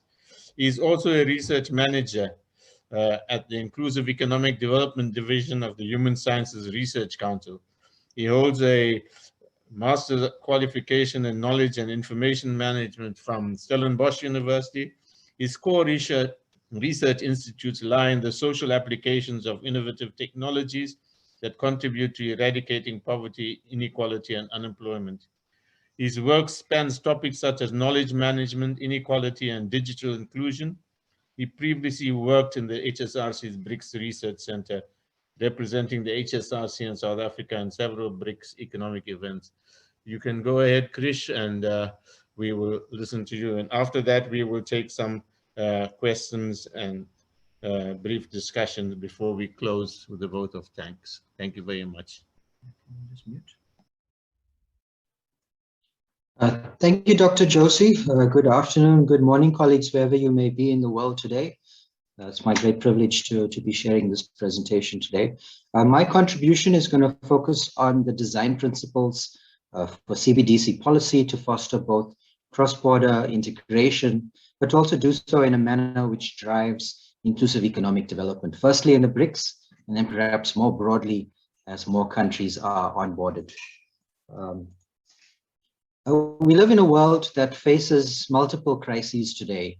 With the fifth wave playing havoc in Shanghai at the moment, we've seen how the world has implemented, we've seen how China has implemented its now strongest lockdown since March 2020. So it's sad to say, but the pandemic is not over, and we don't know for how long it's going to last. However, the world's social difficulties didn't begin in 2020 with the pandemic. Rather, it's exacerbated an already bad situation. So many nations were still compromised from the effects of the 2008 global financial crisis and the collapse of the financial systems. However, with the introduction of this global pandemic, we've seen the emergence now of multiple crises play out. Firstly, we saw the collapse of global trade in the first quarter of 2020, with trade dropping by 14% globally. And that then resulted in drops in both the supply and the demand for goods. And this resulted in us reducing our access to medical supplies. It reduced tax collection, which then also resulted in a shrinking of national budgets. So many converging crises. From the word cloud that you see here, we're seeing a summary of the headlines across the globe. So here in South Africa, like much of the developing world, we contend with an acceleration of poverty and unemployment, severe food shortages, in addition to multiple health challenges. And the question for us is what can be done to break the systems of inefficiency and the state of developmental paralysis that we find ourselves. And this state of developmental paralysis perhaps is preventing any meaningful change to happen. And so we know also that our traditional financial systems are slow, they're expensive, and they effectively exclude much of the poor communities from participating in the economy. And so what radical changes can be introduced to address these social concerns and also accelerate international trade so that we can start to repair the damage of the current crises as well as the past ones. In addition to the social disparities that plague the world, we also need to think about this current moment and the advances that central bank digital currencies offer the developing world. For instance, we're seeing how CBDCs are gaining ground across the world. In the BRICS, each country is engaged in testing CBDC options. South Africa, as an example, has been experimenting with Project Coca, which looks at how the South African Reserve Bank could implement distributed ledger technologies using the Ethereum platform. We heard about earlier Project Dunbar, where we're also experimenting with MCBDC platforms. However, most of our efforts are concentrating on national priorities and the technicalities of development. And if we accept that we are stronger as a collective, we need to inculcate in our thinking more about cross-border integration and how we might develop a shared system with shared protocols that could facilitate an increase in international trade. This is a more complex endeavor, but bad design choices at this stage will commit a country perhaps to a more nationalist pathway that can become very expensive to change at a later point. So it's critical for us now to start integrating cross-border considerations at this stage before one entrenches ourselves to our current, perhaps exclusionary and inefficient processes that we have. So for me, an earlier focus on integration will lead to substantial long-term benefits for the BRICS. And lastly, given our array of social crises affecting all our countries, there's a need for radical intervention that breaks us out of this pervasive developmental paralysis that I've been talking about, and this tends to widen our social inequality. So perhaps the CBDC integration offers us that intervention that we seek. The Bank of International Settlements identifies 3 potential models for multiple CBDC systems. These are the compatible, the interlinked, and the integrated. In summary, the compatible model is based on central banks aligning the regulatory systems and building in common technical standards. Once all these systems are in alignment, it becomes more simple to onboard the operational processes of exchange. However, the model requires some supranational framework that is developed and defines the common standards that must be applied across the countries. The single euro payment system is one such system, and you can start to get a sense of the complexities in defining those common frameworks. The interlinked model is based on central banks holding a series of foreign currency accounts for each country that it wishes to trade with. It introduces a shared technical interface which underpins how and when the central bank settles the balance of cross-border payments with the country. However, this system of protocols compounds in complexity with the addition of a new country. And so there's a need for substantial technical expertise to manage the system, and the scalability of the system is also a risk. And it requires each country's central bank to replicate complex clearing systems. The integrated model, which is recommended by the BIS, involves setting up a shared MCBDC bridge to which central banks are onboarded.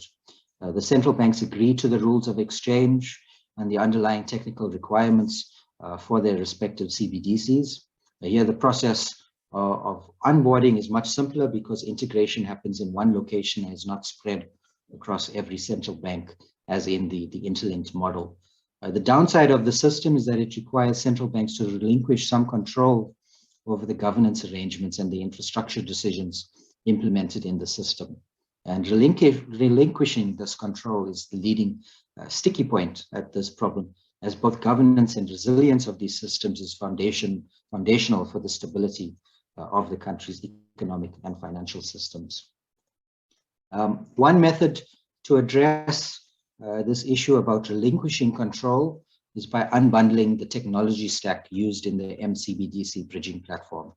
The Monetary Authority of Singapore has looked at this problem and proposed unbundling, which involves separating the traditional responsibilities of the central bank from the act of exchange. So in this instance, the bridge or the common platform shared between countries takes responsibility for the application of exchange, and then the central bank has a choice to manage the domestic controls traditionally carried out by the central bank related to governance and risk management. Thus, the central bank then designs their CBDC in a manner which can interface with the exchange application. This exchange application could either be shared by all participating countries, or the country could develop its own application which interfaces with the bridging platform. The shared bridging platform also supports speed, allowing countries to immediately pay each other without costly intermediary corresponding banks involved in the change. And then your end users can then transact and have access to payment services using their country-specific CBDC wallet. In essence, this unbundling of the technology stack used for the MCBDC integrated model involves distributing the regulatory and governance powers between the bridging platform and the central bank. So thus the shared bridging platform acts as a clearing center that is responsible for exchange rate conversions and settlements. And then the platform can set the standards for CBDC communication and then also determines the minimum requirements for exchange. The central bank must design its CBDC and exchange platform to interface with that common bridging platform in a manner which agrees with these minimum requirements for exchange. Critically, the central bank's messaging standard must be able to interface with the bridging platform's requirements. If the standards are consistent, the central bank can then implement how it controls its monetary policy in terms of how it manages its processes of issuance, exchange, currency redemption, and circulation. And then the central bank can determine who is an authorized operator who has access to the currency and the infrastructure and has its ability to set the domestic rules for technical integration, the legalities of how business is conducted related to your know your client and your anti-money laundering verification steps. And so this relates to how security is managed and what those operational standards are for transacting with a CBDC. In the spirit of removing gatekeepers, one must also understand the consequences of introducing a system dependent on intermediaries, particularly in the banking sector. Slow and expensive international transactions are a consequence of building too many intermediary corresponding commercial banks into the transaction chain. And then each bank then must perform its own KYC and AML checks before clearing those transactions. And these checks are generally human intensive and therefore tend to be slow and expensive. An automated system, perhaps, which centralizes the verification processes at the point of exchange, perhaps can do away with many unnecessary middlemen in the chain. So the goal for us here would be to promote person-to-person exchanges with minimal intermediary input. Your retail CBDC model, opposed to the wholesale CBDC model, is based on your central banks providing the infrastructure that allows for a high volume of low-value transactions that can be exchanged between individuals and businesses. Thus, the retail CBDC provides an alternative mechanism to participate in the economy, and this system then disrupts perhaps and disintermediates the traditional financial systems. So in this vein, the end user effectively holds a CBDC account directly with the central bank, which it can then use to transact with without needing to engage directly with a commercial bank. And with more commercial banks included in the chain, as I mentioned, your transaction fees then increase. So in promoting payment diversity and interoperability, the central bank then takes responsibility for the KYC and the AML and other policy initiatives that are required by the country. So centralizing this role, trust is then integrated into the financial system and is placed in the central banks. And that trust can then be shared among all systems that then connect to the CBDC infrastructure. Although the CBDC will integrate identity data, the system should be developed in a manner which limits unnecessary access to identity data. So third parties that don't need access to that ID data should not have the opportunity to retrieve the person's data. Furthermore, these systems need to be designed in a manner which ensures that all access and usage of identity data is done in a transparent manner. Through the retail CBDCs, the central bank provides the opportunity for non-bank institutions to offer new innovative financial products. In South Africa, for example, the fintech sector faces great difficulties in operating independently of the banks who are effectively their competitors. To offer a financial service product, the fintech operator must be able to afford a banking license, which requires about 10 million rands, which is about $1.5 million in available capital for a mutual banking license, and then 250 million rand for a full banking license. So these measures effectively limit competition resulting here in Africa with at least % of our market being concentrated in our big 4 banks. With the central bank managing the risk and setting the exchange centrally, it provides perhaps advances to be offered to your fintech operators could utilize the technology framework to provide new services, your healthcare, your security, your retail, and your e-commerce, over and above just the traditional financial services that I offered in the sector. In addition, there's also been advances with offline wallet technology that can offer end users, allow end users to transact in areas with limited internet access. So such technology opens spaces for fintech that were previously affected by the internet barrier. However, it will be key for the BRICS central banks to exchange knowledge and technology related to offline technology and other future innovations. Open source technologies like the India Stack bundle could perhaps be adapted and applied to offer public identity, data and payment services that sit on top of the CBDC infrastructure. And then lastly, from my side, the CBDC, it's a novel and disruptive technology which could offer several different unforeseen innovative use cases. So there's a need to continue researching possible use cases for the technology and the infrastructure to find out how else it could be used to promote further social innovations and accelerate mutual and inclusive economic growth. The influence of disrupting traditional systems could also have widespread and perhaps unknown ramifications that might further disintermediate several industries. And so your BRICS central banks will then play a leading role in new social applications of this technology and will help drive innovation which could better society. So by introducing knowledge and technology sharing arrangements between the BRICS central banks allows them to quickly benefit from the collective new insights of the group. And such exchanges and sharing would not be possible in the private sector, which shows how important it is to have the central banks also driving a social innovation agenda. Thank you very much. Thank you, Krish, for your very appropriate, actually, conclusion set of inputs. And I think you raised some of the important points for the conclusion about the challenges that Luca Belli discussed. But you importantly presented a scenario for us to consider that we hope may become a platform for future BRICS cooperation and integration. But of course, we have some very serious challenges, as Professor Belli indicated, including access to the internet, including issues around governance.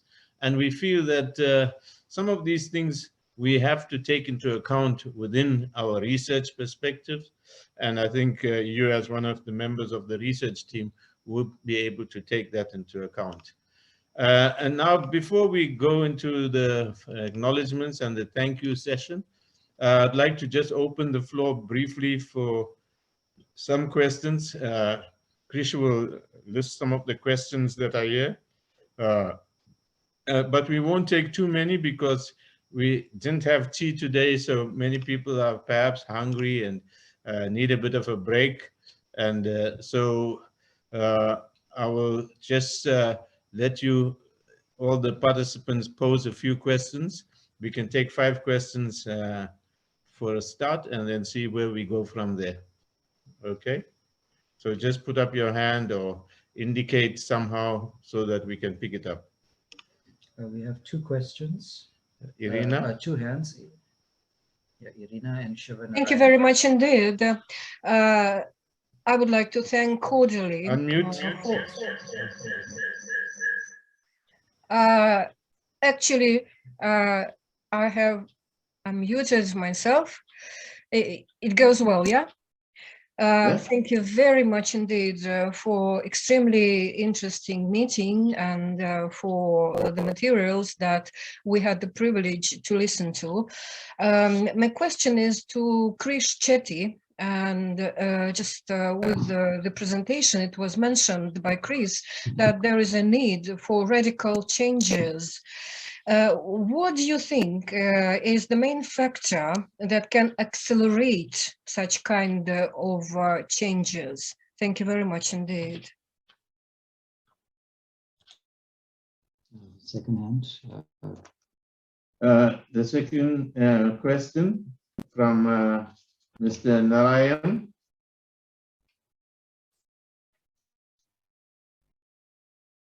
Is Mr. Narayan still around? You can unmute, sir. Yeah.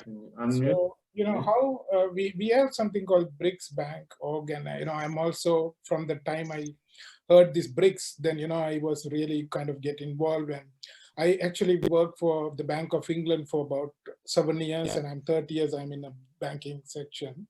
And also I help central bank digital currency for the UK. So how we could help. And the second thing is like, with the Russia, the SWIFT sanction. So I just want to know how they are coping, So these are my two questions. Okay. For the second question, I'll let Professor Yelagina answer that question, because for us, we don't get involved in that kind of issue. We rather let Professor from Russia answer that. But for the other question about the new development bank, I think you perhaps missed Leslie Marsdorf's presentation, but it's on record. But I'll let somebody else who wants to answer that question. Maybe David or UN. Hello. UN, you want to answer the questions about the new development bank issue? Since Yeah. you're from Shanghai. Can you? Yeah, actually, I'm not from New Development Bank, so I don't think I'm the best person to answer that question. It's located in my hometown, Shanghai, where I live right now. So, sorry, can you please repeat the question from Dr. Shiva Narayan? I just want to know, how do we get involved in the new BRICS Bank development? And also, how we are kind of get involved in the BRICS money, Get the money. So my understanding is that it's like similar to Asian Development Bank in some way, like to support different projects, infrastructure projects in the BRICS countries, right? They do like different financing. So it's mainly the member countries at BRICS 5 nations right now that expand to like more developing countries. And so the money, you mentioned the money, right? So the funding, I would say, use the word funding, the funding at the NDB, like from member countries, member states from the 5 BRICS. Yeah, there are quite a lot of money. So it's like they have the different, my understanding, they have like the different teams projecting to evaluate the feasibility of the project, decide whether to invest the project, to support the project or not. And then as the member countries already put the money, the funding right in the banks, and the bank will not set the money idle. So one of my friends, he worked for the World Bank for over 10 years. And he is also originally from Shanghai. Now he is back in Shanghai working in Pudong right now for the NDB. His job is to manage the money, to decide what kind of investment portfolio he needs to have in order to make sure the money maintain the value and also maybe to increase the value a bit. So that's like the different functions of the NDB. So your question is how to get the money, right? If I'm not mistaken, I got your email signature. I haven't got a chance to reply yet. And also thank you for your message. So you're my understanding, you work in the banking sector, right?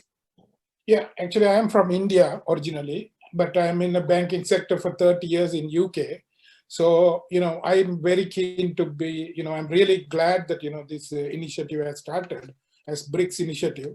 And I think, now the demography and various other things are changing. And, even, that SWIFT is sanctioning the Russia, it's a very high time that we create our own kind of, the community and creating this one. So I just want to know how we can get involved as a bank for 30 years. And I am running a company, I'm the CEO for iBank. So iBank is very, very keen to get the knowledge and the technology from West, and using those technology, whether it's a SWIFT or ACH or global interbank, settlement scheme.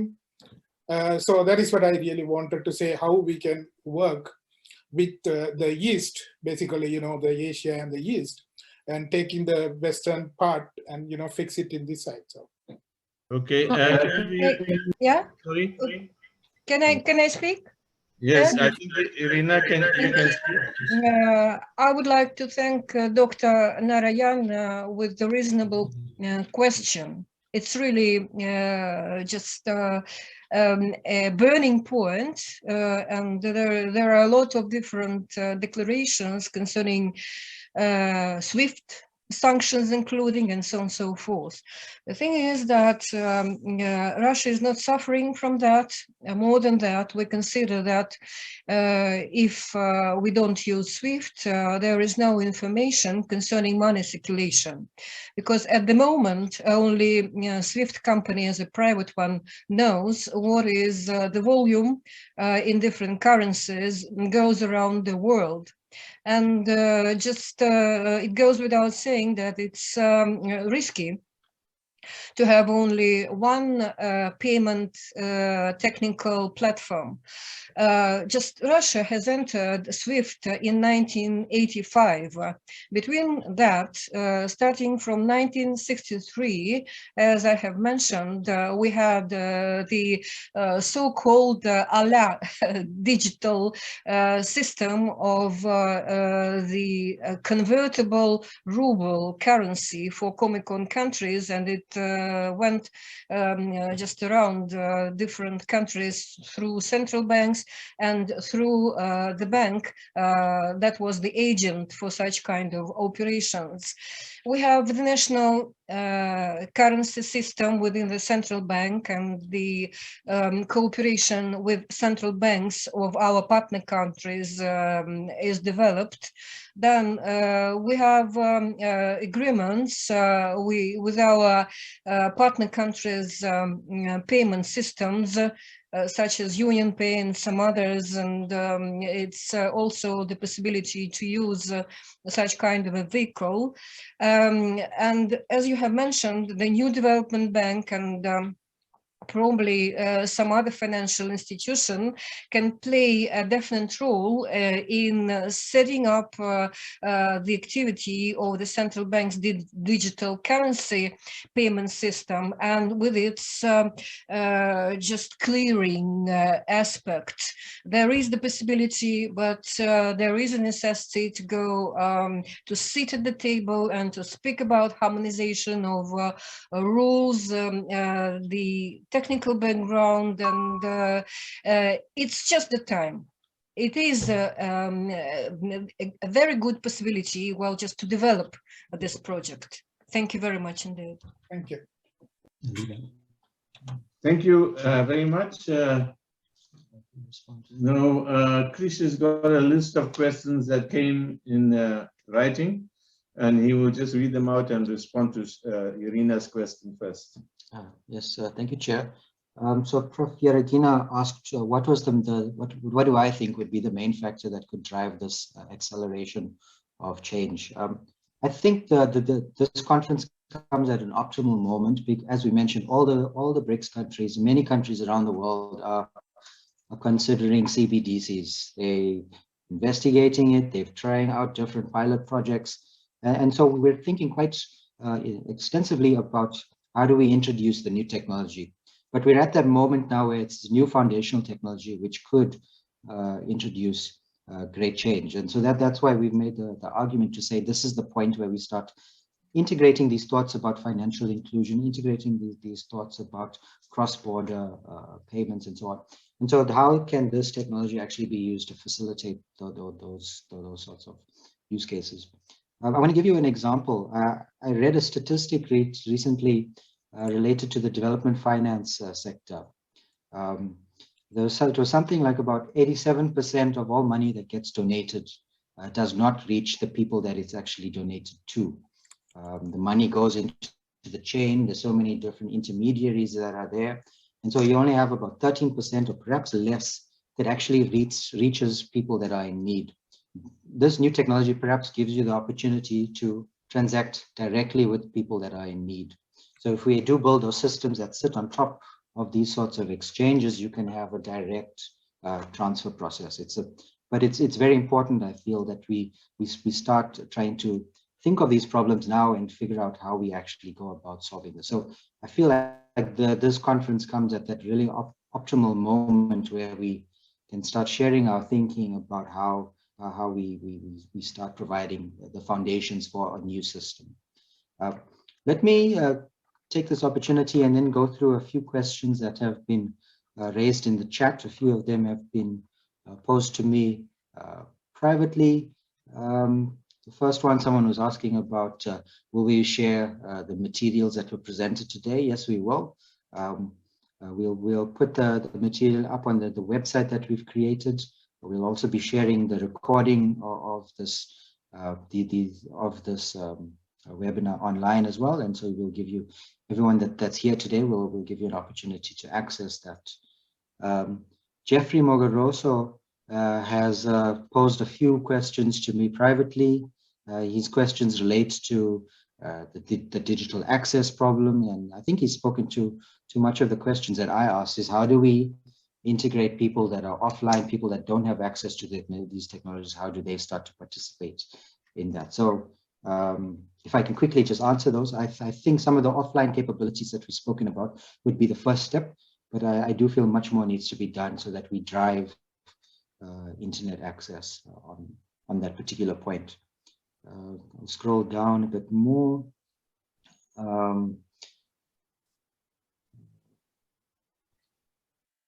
Next question, also from Jeffrey. I wonder how will the BRICS deal with this matter about the poor masses of South Africa that don't have access to bank account cards, they don't get access to credit loans or personal bonds. So digital currencies as Bitcoin are also been found to be expensive in driving purchases. Yeah, I take the point. I don't know, Jeffrey, if you want to come on board and share your question, please raise your hand and perhaps we can have a discussion about that in more detail.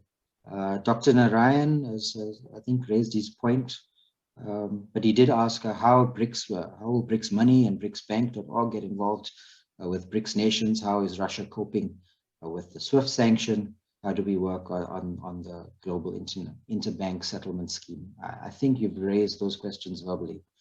Please correct me if I'm wrong. Giles Meira has asked, how would you bridge all of the different CBDC cross-border projects over time to have more inclusive cross-border payments to all the major regional areas beyond BRICS? As many mentioned, the difficulties related to going too deep in the digital framework infrastructure. Yeah, so that was it. Giles, if you're still with us, would you like to raise your hand? Maybe I haven't captured your question as you stated it. I'm not sure who would we like to answer that. I think we run out of time now. So perhaps we can get people I'm sorry. in the podcast. Okay, please yes, go ahead. I'm sorry, I was trying to see how to actually raise the hand and I could not find it. So let me turn on my video. Let's put on your video. There you are. I'm sorry about that. Yeah, I think this one it's open to whomever would like to discuss this this aspect, because I think several of you already had kind of touched a little bit about the difficulties related to this kind of project, because I think Professor Lucas already as well mentioned that several projects are going on right now. I forgot also who else said, but I think I've heard at least 2 or 3 of you professors mentioning this this kind of issues, and that's why I was wondering if each group go too deeply in the infrastructure, that means that the infrastructure itself will be maybe too difficult to change, or maybe it will have a lot of difficulties in changing and adapting to others as well. So that's why I was wondering, at what point could you see maybe something that will be more like a digital world bank, something like this, I guess. Do you see this happening, or? Well, perhaps we can ask Herbert. Are you still online, Herbert? Herbert, are you still online? I will mute him. Herbert Ponish, I think he may have left us. Maybe Irina, do you think there can be a... I'm here. I'm here. Thank you for the question. As far as starting from the end, the digital central bank, really, frankly speaking, it's not possible because the central bank is the central bank, and the central bank is responsible for circulation and for control and just it's monitoring the activity of the banking sector. And the banking sector serving the clients can use different types of technical platforms. And we consider that the central bank's digital currency payment system is very interesting for the partners because judging from the historical experiment, let's put it like that, by the International Bank for Economic Cooperation that I have mentioned today. It's not the central bank's digital currency payment system. It's not something new. It's just the new wave on the other level of the cyber security global platform, the usage of different possibilities just in the technical new step of the technical environment. But anyway, there can be some preferentials, some special exchange rates agreed by countries. And as far as we are discussing the possibility of clearing, there are also a lot of different ways of considering priorities for the partners who enter such kind of digital currency payment system. Generally speaking, it's not the concurrency to the central bank, it's just the new vehicle on the cyber background. Thank you very much indeed. For those who prefer, who choose it, because just any participant of the market can choose according to his understanding, to his just business goals, whatever he wants. And the idea is just to suggest on the level of the development of the digital background, the new ways and possibilities for cooperation. Thank you. Herbert, do you want to add to that? Well, thank you for giving me the floor. First, I want to thank Irina because that's exactly what central bankers would say. Yes, thank you. You put it very well.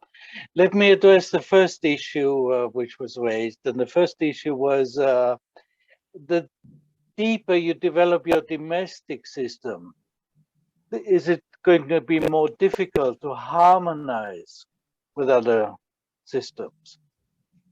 If you only have two currencies, it's difficult enough. If you have four currencies which are well established, like the EUN, the Chinese digital currencies, with its own idiosyncrasies, we don't have to talk about them now. I can imagine it's very difficult to harmonize that with other systems which are less developed and might have different views, say on data sharing. Okay, so my bottom line would be, yes, the more deeply a currency, digital currency is developed, the more difficult it will get to harmonize with others. Thank you for taking note. Yes. Thank you. Do you have more questions? No. Okay.